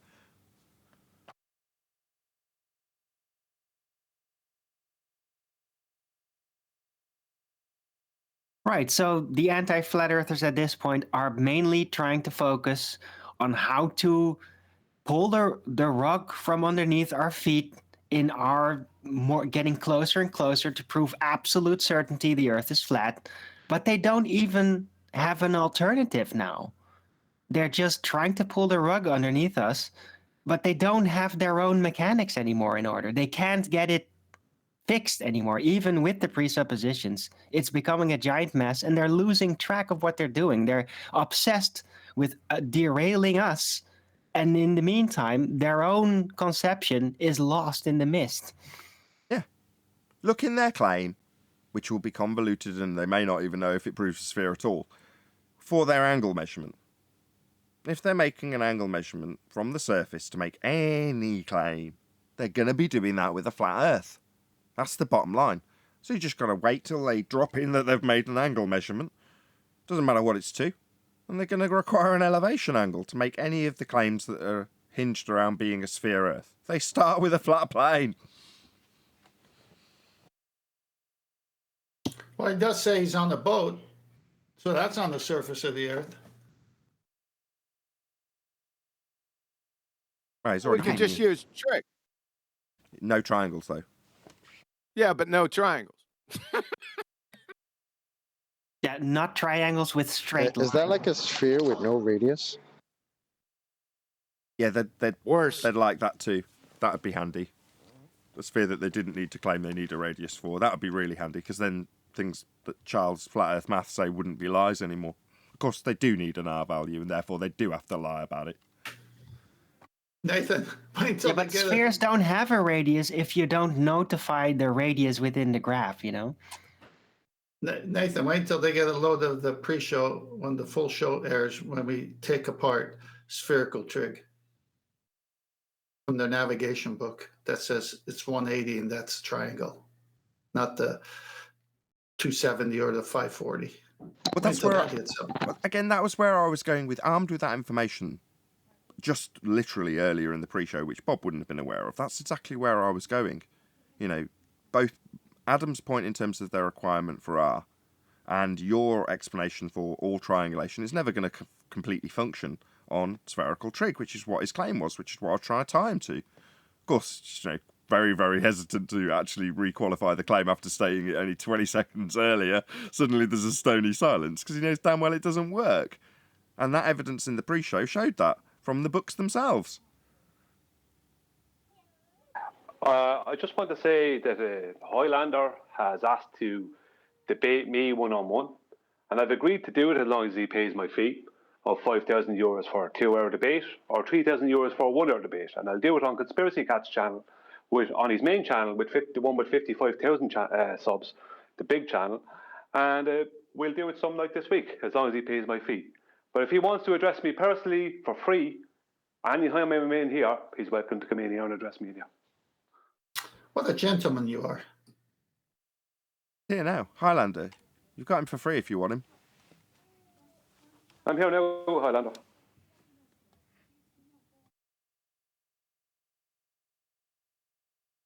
I know. Tell him that the ground under the mountain's flat. Do that first. That's a good You stole that strategy. from me. Was that I Highlander? was just pulling my phone up. Was Highlander another one that did that?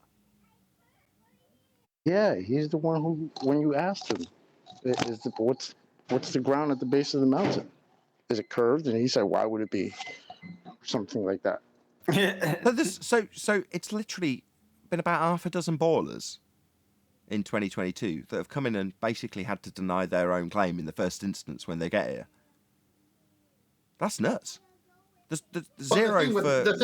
Is it 5 or 6? But 0 for 5 or 6, they've come in and basically affirmed a flat Earth in the measurements when coming here to argue this. And I do remember now, Highlander's another example. Well, the thing with Highlander is that he said his house is situated on a hill, so he's superimposing the hill as Earth curve. No, I never said that at all. And what I asked Nathan, or was trying to ask Nathan, but he screamed and shouted over me, and I never claimed anything about under the mountain. What I wanted to know was, how far away from the base of the mountain does the land have to be flat for you to get a right angle? All of it. All of it. Then? So the whole planet has to be flat for you to get a right angle at the base of a mountain. You've got it. Yeah. To have 90 degrees. Yeah. Right. You need you need a flat baseline. Did you not understand that bit? So the whole planet has to be flat for you to get a right angle. Yes, that's correct. Would you like to repeat it again for your own understanding of this conception that does not jive with a sphere Earth? Please, can you repeat that? No, if that's what you think, then that's... Not what I think. That's a fact of getting 90. Do you understand that to get 90 degrees to any zenith position, that's a ground position of any star, it all must be flat to do triangulation? Do you understand that, given you're asking me? Mumble. Conversation we had before, Nathan, wasn't about the stars. It was about a mountain. Yeah. It was about Al-Biruni's process, remember? Yeah. So why and you're asking how much ground... Why are you talking about stars? Nathan, why are you talking about stars? Triangulation. Triangles. It's the subject of the show so far, but when it comes to Al-Biruni's triangle, he still needs 90. Yeah, but 2 minutes ago you were on about how I was claiming the land under the mountain. was curved. Yeah. And that's not what I said on your previous show whatsoever. That's fascinating. I asked you the question that I asked you 2 minutes ago, but on the last show, all you did was scream and shout over me and then mute me and kick me off the show. I see. Which but now we're all clear that it's got to all be flat. Which on a show I heard you talk about. Sorry, your moans aren't really day, that interesting to me. You said that sorry, your moans aren't you, interesting. But yet that's sorry, what you did hello, to me. Hello. Yeah, your moans aren't really very interesting. But we're all clear now that it's got to be flat. So you're going to chant through me, maybe with your moans. Yeah. So we're all clear now. It's flat. It must be for him to measure the height of the mountain. You understand? That's what you asked. I want to know that you understand how flat it's got to be for Al-Biruni. Because you don't seem to understand that. You're asking me like I'm wrong when that's what Al-Biruni did. Do you understand that it's all flat now?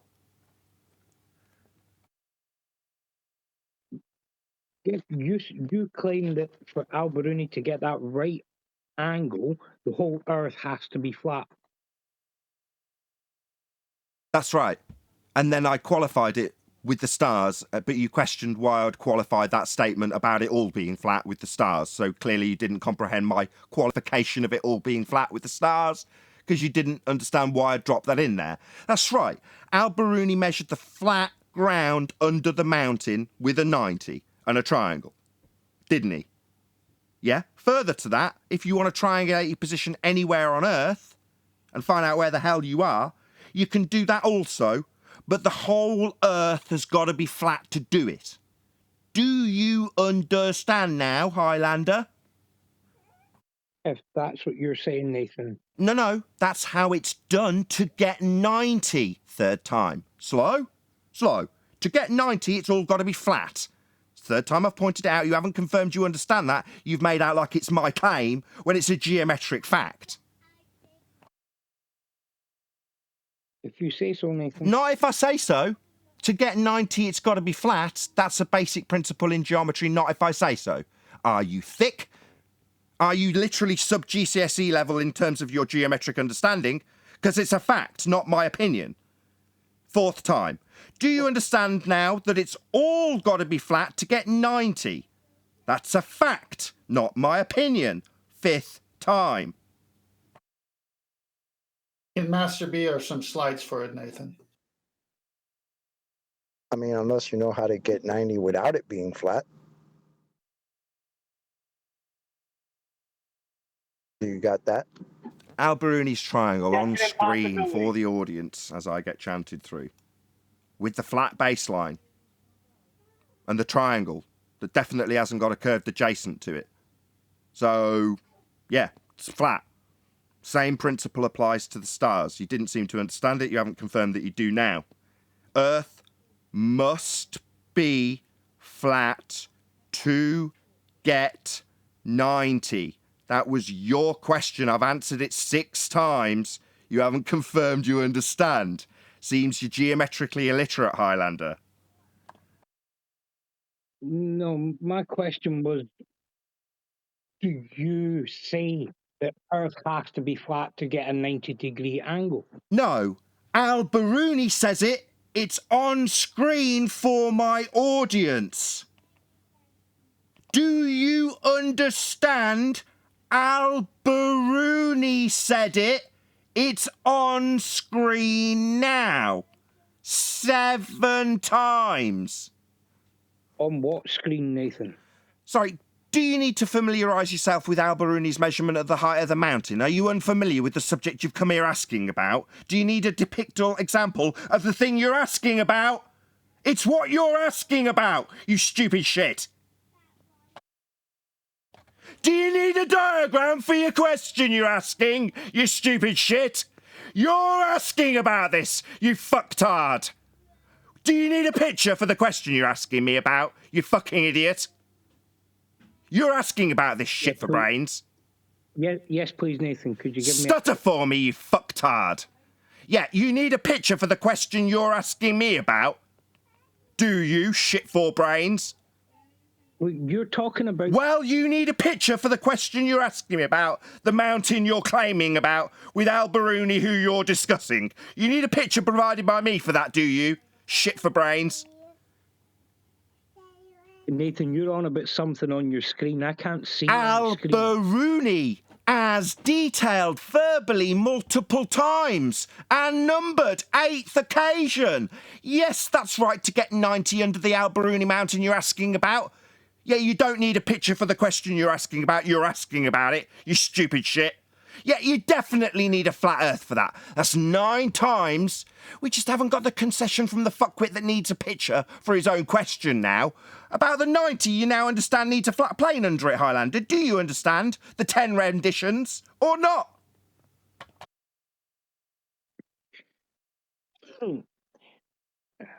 Maybe suggest it's just my claim. Maybe just suggest it's my suggestion. Again. Because that worked well when I've got Al-Biruni, the very question you're asking about, on screen. Maybe you'd like me to provide a picture of the question you're asking, rather than obfuscate for the 11th time. You understand it needs to be flat to get the 90 now. Maybe chant through the 11th rendition that you haven't answered yet. You just gave us stony silences and obfuscations. Now you seem to be chuckling. Nathan, how many times do I have to tell you I can't see any screen? Yeah? Kick him out. You keep on about Sorry, screen. The picture on screen is the depiction of Al-Biruni. Yeah. It's Al-Biruni. Do I need to slow down for you? Because the people who come here that don't shut up when I explain to them what's on screen, it's what you're asking about.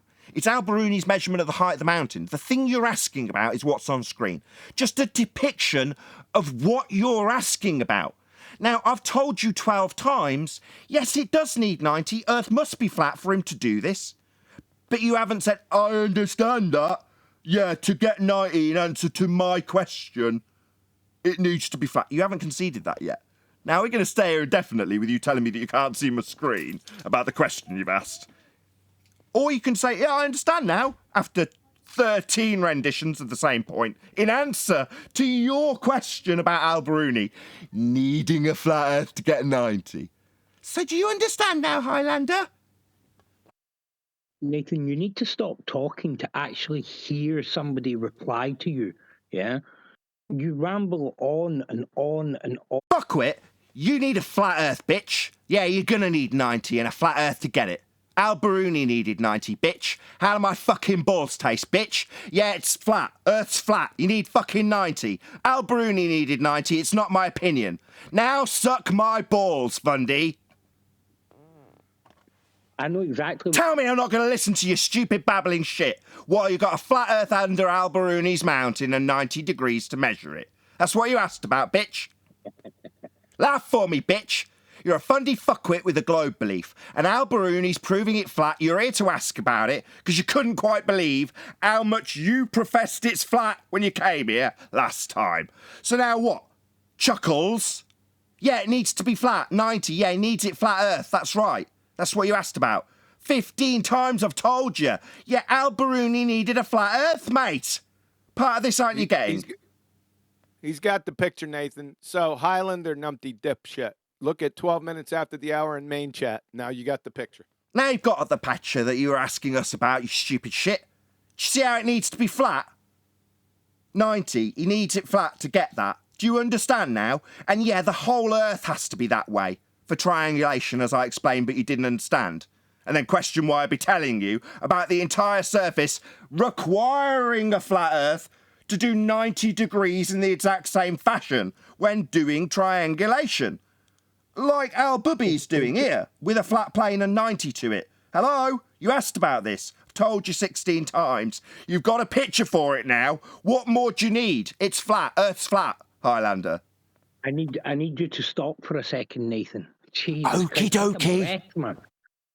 Right. So where in this does it say that the whole Earth is flat? It doesn't. I gave you an example with triangulation, also requiring 90 degrees to do it.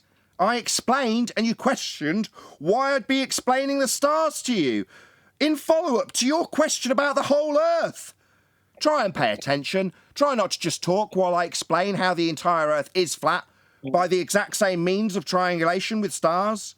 I did explain it to you several times, But then you came back with the criticism that I'm not listening to you, when obviously you're not listening to me because I've already answered your question about the entire flat plane and triangulation with the stars and triangulation to acquire the height of the mountain, all requiring 90 degrees.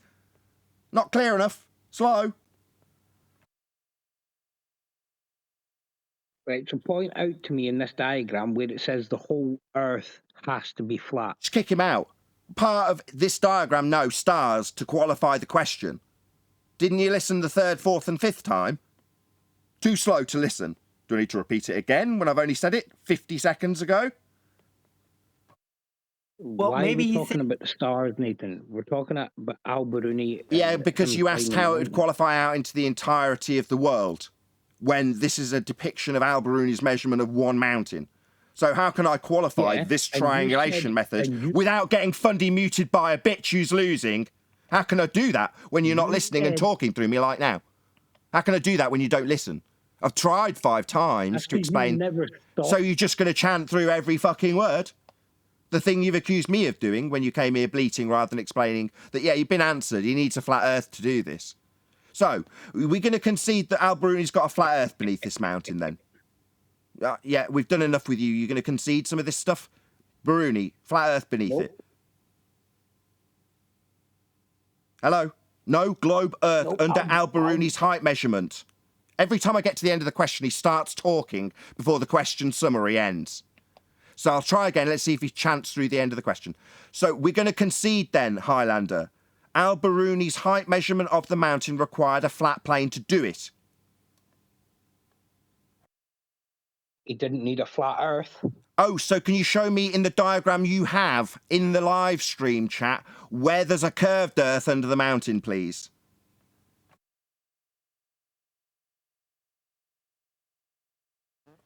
Cat got your shit for brains retarded tongue? Show me the curve under it then, you fuckwit.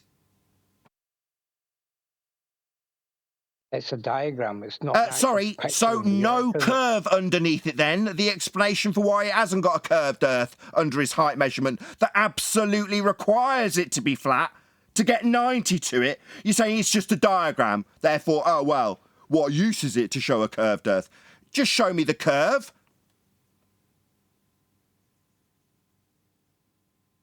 It's a diagram of a small... So that's the same rebuttal.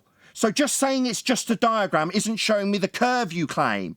So we're going to concede no curve in the diagram. That's right, it's a diagram. Yeah, where's the curve in the diagram for your fundy sphere belief that it'd need under the mountain? Al-Biruni never said the Earth was flat. There it is in the diagram. You've got it now. It's on the diagram. Ground under mountain is flat. Fact must be to get 90. He's not only saying it, he's written it down and drawn it. In fact, the maths he's using requires it. You stupid idiot. Yeah, but that's where he needs a flat Earth and you can't say that, so it's just a diagram. No, it's just a diagram showing the necessity Biruni had for a flat plane. It does not say the whole Earth is flat. Oh, so we're back to ignoring the fact that the triangulation of the stars would prove that, with the exact same method and 90 degrees to the ground? What's that got to do with the stars when I'm asking about Biruni? Well, that circle jerk Dershi-Do's done well the third time. Laugh it up, you've lost. So, Biruni's measuring a flat plane. Maybe fourth attempt, it's just a diagram. Maybe ask me how this relates to the entirety of Earth, when I've already done that with the stars on several occasions. So, in relation to this diagram, when you don't offer up some subterfuge about how this should somehow prove the whole Earth's flat, Al-Biruni's measuring Earth flat in this measurement of the mountain, Highlander. That's 17 times. It's a question you asked me, but you don't seem to want to acknowledge the answer, coward. No, I acknowledged your answer. I asked a question, you said... You acknowledge my answer, so do that now for me, nice and clear and concise for my audience. You appreciate to get 90, Al-Biruni measured this mountain on a flat plane then, Highlander. You understand that? That's 19 renditions. No, what I said... So, no, you just told me you did understand my answer. So you're not conceding, even though I've put it to you 19 times. It's on the diagram. It's in the trig. It must be flat for him to measure it. 20 times. That's like me. Stutter for me, bitch. That's right, it must be flat to get 90. Like you were asking about? That's right, Highlander. I just need you to say I understand that. Now you've asked about it and I've answered you 20 times, with lots of fundy muting in between. Yeah, laugh it up, you've lost. Alberuni needs a flat earth to measure the height of the mountain. You just need to, after 21 times of me answering that question you had about it, say, yeah, I understand Alberuni needs earth to be flat. No, he doesn't, Nathan. Yeah, it's on this diagram. The trig would dictate it. He couldn't measure this triangle with a curved adjacent. When I asked you where the curved adjacent is, you said it's just a diagram.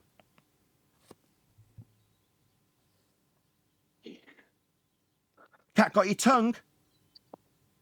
No. Do you want to stutter your way around one of the rebuttals you've used already? You got an alternative to present? Where's the curved line under the mountain? There isn't one. It's flat, Highlander. It's 22 renditions. So you understand now Alberuni's got to have a flat earth underneath this mountain to get this triangle. He couldn't do it if it was curved, because he wouldn't have a flat baseline. Maybe interrupt the devastating fact that he couldn't do the measurement if it was curved. Or maybe laugh in the face of the fact he can't do this unless it's flat. It's got to be he can't make a triangle unless it's flat. Do you understand that part, geometrically illiterate globe believer?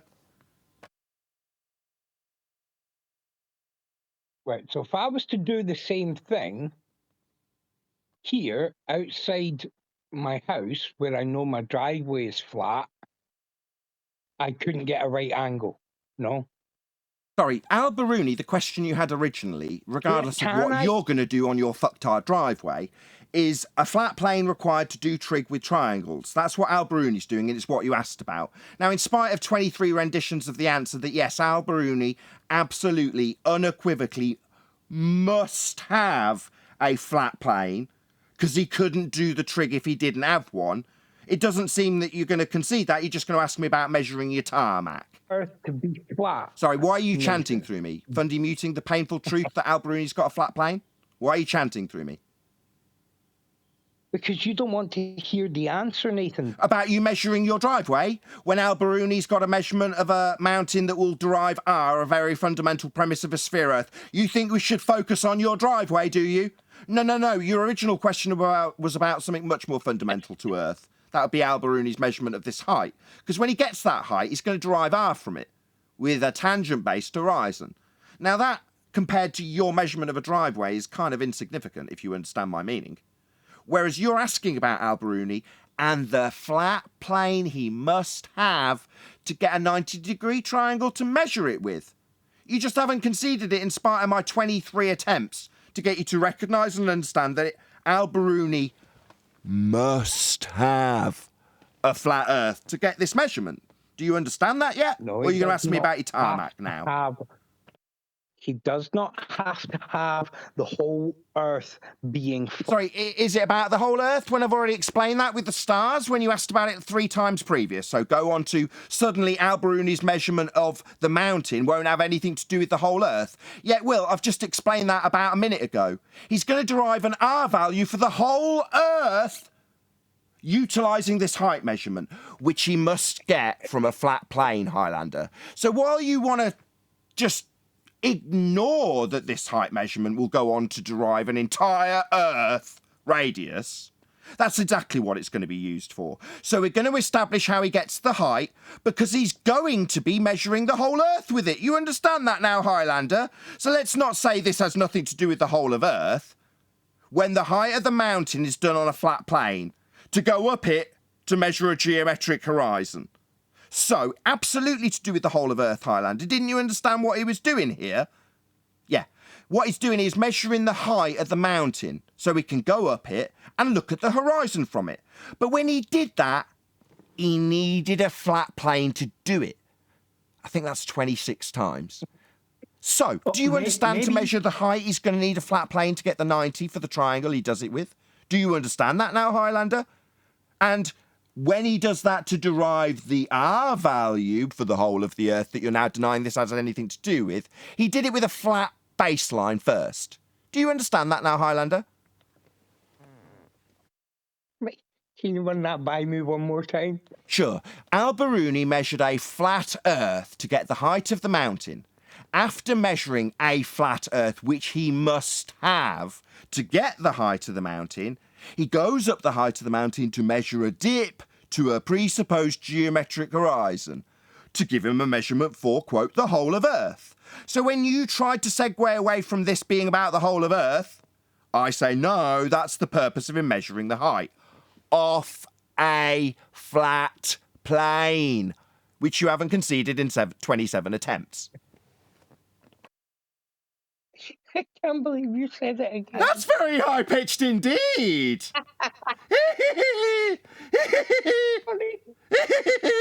That's what you'll get. You'll go nuts. Yeah, 28 attempts of me pointing out that Al-Biruni's measuring a flat Earth to get this triangle, and all I get is a high-pitched cackle. Flat Earth, Nathan. He needs a flat Earth to measure the height. Measuring a flat Earth. Yeah, he is. It's on this diagram, the one that you were sent that you were moaning about not having, even though it's your question. The height measurement came off a flat Earth fact.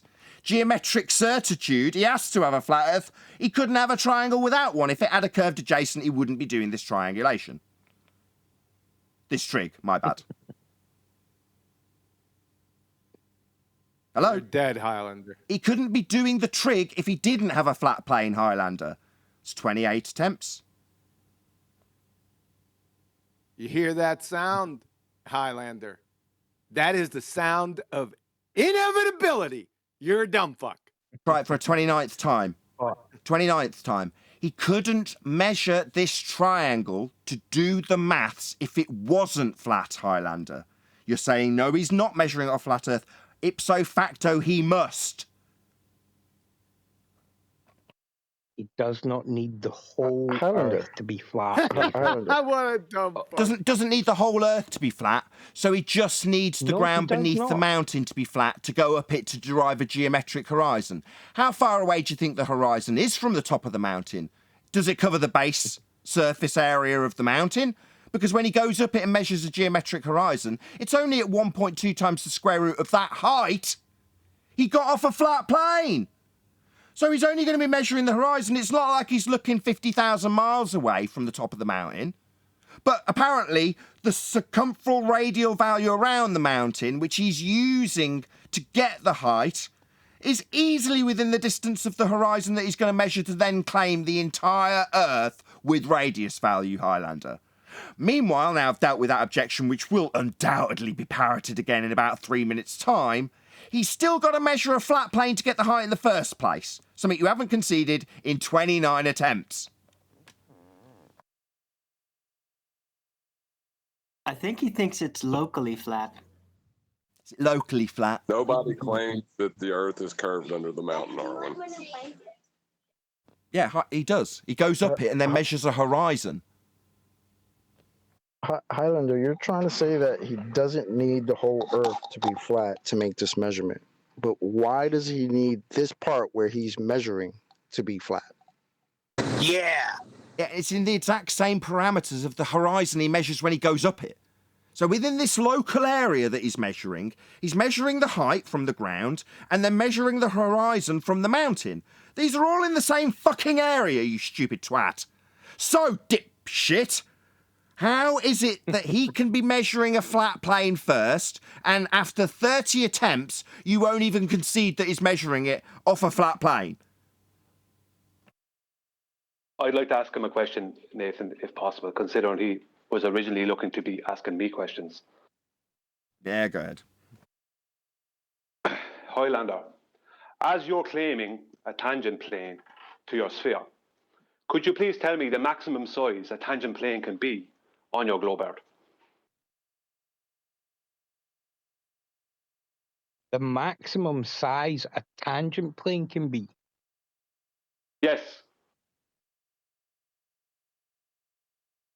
But what are you measuring? That's irrelevant. I asked you a question. What is the maximum size a tangent plane can be on your globe Earth?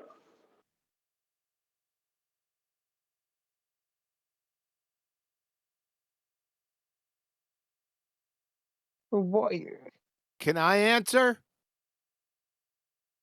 If you want, Kiwi, yeah. 0.0 0.00 millimeters. Correct.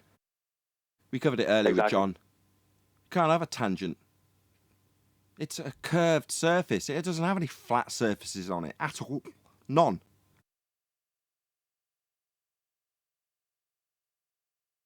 So if the Earth was a globe, it wouldn't have any flat surfaces whatsoever. Exactly. Exactly. Yeah, that's right. Does that None come as a shock whatsoever. to you? Yeah, strangely enough. Yeah, that's strangely one of the properties of a sphere, no flat surfaces. So, anyway, so now that we've established that there's no flat build houses then. So now that we've established there's no flat surfaces, yeah, we'll get back to Al-Biruni's measuring of a flat plane to get the height of the mountain then, shall we? There's no flat surfaces at all on a sphere. Okay. So given that that's the case, this line underneath the mountain would be curved if Earth was curved. And yet Al-Biruni's measuring it flat, Highlander. Can you explain why that is? Well, you said that there's no flat surfaces whatsoever on any spheres. Yes, that's correct. correct. Can you have him repeat what he said about the tangent plane, please? Yes, that's correct. Sorry. Yeah. We covered that. Yes, that's correct. And can you explain, given that there's no flat surfaces on a sphere, why Al-Biruni must use a flat surface to get the height of the mountain? If there's no flat surfaces on a sphere, why would he do such a thing? Can you explain it to me, please, Highlander?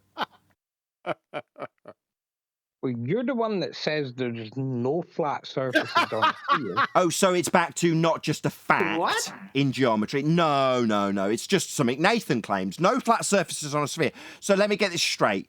You want to argue that your sphere is using flat surfaces. Is that correct? You want to argue how there is flat surfaces on your sphere? You fucking retard. Depends. You arguing Depends on your disco ball scale, Earth? Nathan.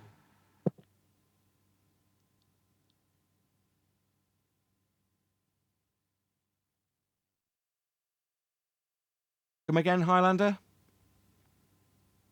I said it depends on the scale. No, at any scale, there are no flat surfaces on a sphere. You are retarded. It depends on the scale whether it has flat surfaces on a sphere. Are you for real? Let me lay this out for you, Highlander. You are thick. At every scale, there are no flat surfaces on a sphere.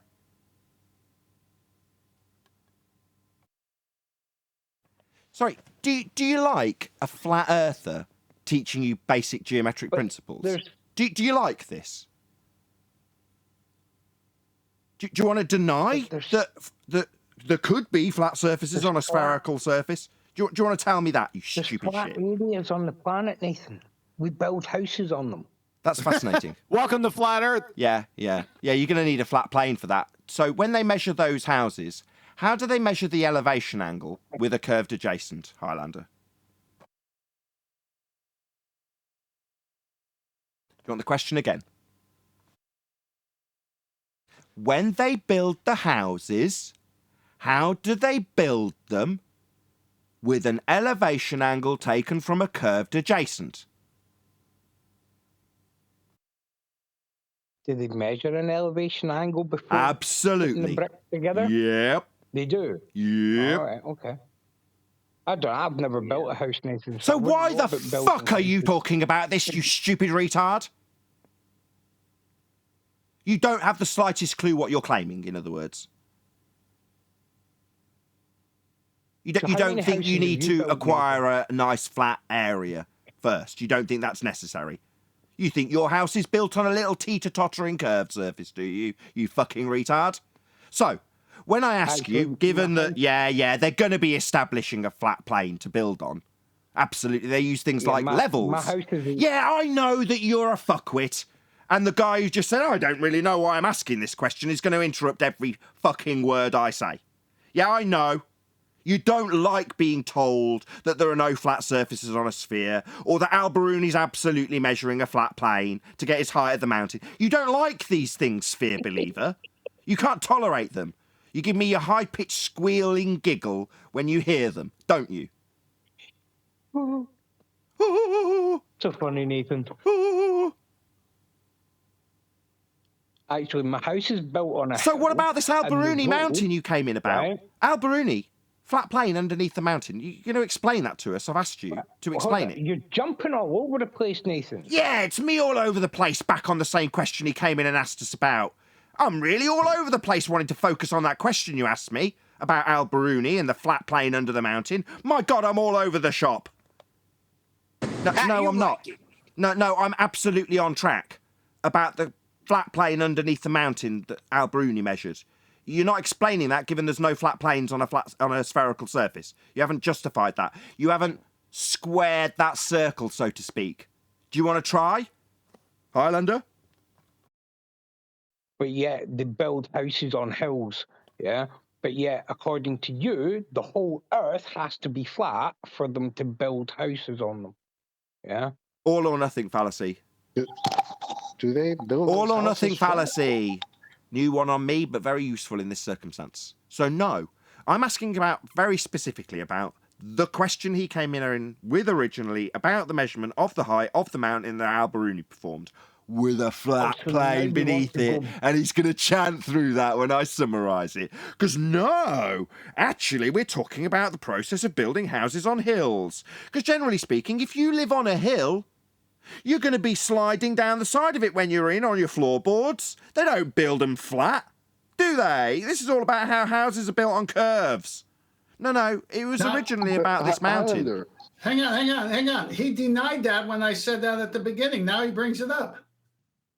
But I'm trying to find out, is his house built, like, flat, or is it at an angle? Highlander? What's your floor like? Is it flat? Yeah. Are you always going uphill? Yeah, flat and level. So this is a crap argument. They build houses on hills. Yeah, they build them flat. That's right.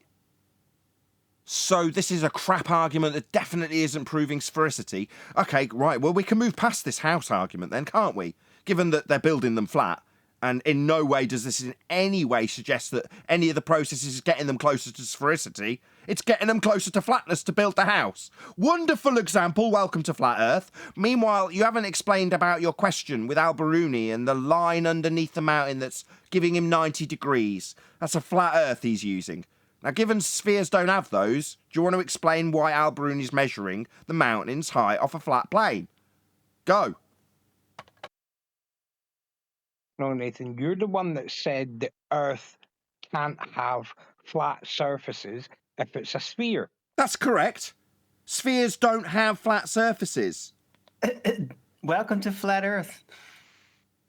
Right, so why don't we measure the flatness of the Earth over land? Why do you always... Why don't we measure the flatness of the Earth over the land? We do. Yeah? I gave you an example earlier with triangulation. Yeah, that's angle measurements. Measurements. Hello? That requires a flat plane also. I covered it 4 times. And Arwen, not just welcome to Flat Earth. Welcome to geometry. Yep. They have no clue. Highlander, do you understand what he's asking you for the past, 40 minutes? Let me break it down for you. He's asking, why did Al-Biruni use planar trigonometry to conclude a spherical radius? That's the question. Huh? Okay, let me try it again. Why did Al-Biruni use planar flat trigonometry to conclude a spherical radius? You can't answer anything. Go away. You're just a cherry picking. You want me to say it again? No, nobody wants to hear you. Oh, no one wants to hear me. I now. do. I want to hear him again. It's the same. He's summarising the question I asked you 30 times. He's summarising that question. That's all he's doing. Hold on, get it correct. None of you anti-flat earthers want to hear QE. Can somebody else ask him? All he's done is summarise my question, Highlander. No, because anytime we say anything to QE, right, he just mutes people. Can somebody just an ad ask hom. him the question? It's just listening. ad homing QE now. So same principle. Just start the same process with QE because QE's asking him rather than me. Somebody else ask him. Anybody at all. Anybody at all. Hold on. Highlander, shut up. Hold on. Anybody. Go on. Highlander, this is 10th man. How can you use planar trigonometry to conclude a spherical radius?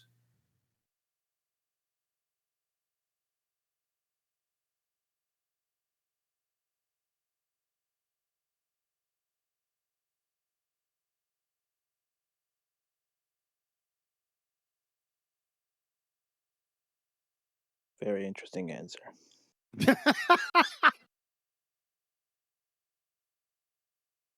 Let's leave him. Let's see if we can have a world record silence.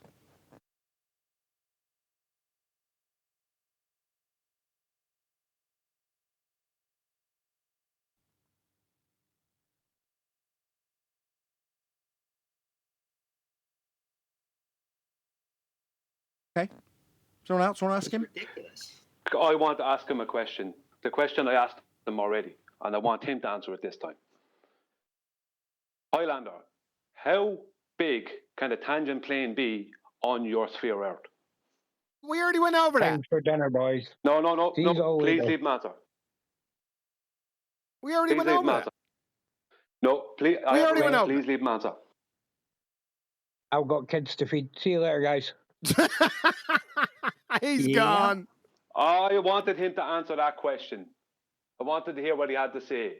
Because he can't say, 2 meters, 200,000 meters. He can't say anything. He has to then throw out tangent planes. Because there's no maximum size. Why is it that we get a mixture of the delusional and the cocksure? I don't get it. I mean, they're thick. That Highlander guy is stupid. He's really, really stupid. Yep, stupid and stubborn. I like the disco ball Earth argument. It's cute. Yeah, because locally flat. That's immediately what I thought of when he was saying that. But see, this is what he's claiming. He's claiming locally flat, right? He's trying to claim Alberuni just used locally flat. Well, define locally. How big can a tangent plane be on your globe Earth? He can't answer that. That's where he went, well, it depends on what we're measuring, blah, blah, blah. It doesn't. He's trying to throw in a caveat. Nothing to do with it. How big can it be? Well, either. Well, at least it's as big as the at least he's not denying the fact that Alberuni does need a flat plane to measure the mountain. I mean, he just says, the whole Earth doesn't need to be flat. But No, he did deny that. No, he denied that. He said, well, that's what you're claiming. It's like it's on screen. Oh, well, I haven't got your screen. Well, here's the screenshot someone sent to him. No, he's not. He's not measuring it. He doesn't need it to be flat, he still declared. Yeah, he does. And then he gets qualified in a different way. How is it possible that he can only use planar trig? That's what he's using. It's on screen to derive a spherical R value. Total silence is the response. And then he buggers off with the excuse he's got to feed his kids. Can I just say 1 second? Go ahead. Go on, sorry, Neil. 1 second. If this doesn't prove why people like me charge to debate people like him, I don't know what will. Who would want to waste 2 hours of their time being brought around in circles by someone who's incapable of answering questions and incapable of dealing with reality? Right. The only skill they got is wasting our time. Yeah, Brian's point is, here, it's useful, because obviously we're in the majority on this particular platform, so we can spin this how it needs to be spun. But that's their defence. They say, all they're doing is cherry-picking and spin-doctoring. It's like, no, when they arrive here, we use them as a tool to demonstrate how they can't answer any of these questions. Alberuni measuring a flat plane to derive R, it's an outrage. It's a contradiction to the very premise that he's trying to set out when he gives you an R value at the end. That's a sphere Earth. No, he needs it to be flat. He couldn't give you that R unless it was flat. So to assume and imagine the Earth to be a sphere, you first got to measure it flat. That's the point. Well, none of these dicks will ever concede that, here or anywhere else. But anywhere else, you can offer up the subterfuge and have the audience agree with you in the moment. So it's never going to be the case on some foreign platform, if you want to call it that, neutral platform, that I'm going to get the opportunity to point out that on 30 separate occasions, he can't answer why Al-Biruni needs a flat Earth to measure the height, because that destroys the globe Earth. So what would happen on a neutral platform? I'd ask twice, told that I was being repetitive and belligerent, and shut down in an instant. Yeah. That's why you have to charge for that kind of thing. Because why should you have your time wasted with that rubbish? 2 hours of your life that you could be doing something far better would be wasted by being brought around the circle by jokers. I got a question for you guys. How can you measure the geometry of the sphere Earth if it's all locally flat? Because then it's not a sphere. And then how are you going to use those edges to determine a radius? Well, that's connected to my question, Arwen, and that's what it's all the same question. Like it's all being summarised by me in the question I'm asking, QE in asking about how you're going to do your planar trig. That's summarised beautifully by Brian, and then I would just put it in a slightly dumbed down vernacular. It's all the same question. I would like as many flat earthers as possible to ask as many of our opposition that question. What is the maximum size that a tangent plane can be on their globe Earth? Will anyone answer? And if they do, every answer is stupid, unless it's we can't have a tangent plane. That's the only answer that's honest and real. That's right. If you want to measure the horizon geometrically as a sphere edge, then it's going to have to be all spherical. None of it can be flat. Because as soon as some part is flat, even locally flat, that means you can no longer derive spherical geometry from the horizon. Because if, presupposing it would be edged, how are you going to determine a radius from that? Doesn't make any sense. They don't even understand the question. Stupid. Any last remarks? Clearly not. With that, I'm going to say a huge, massive, enormous thank you to both Discord and G Plus panels for making today's after show possible.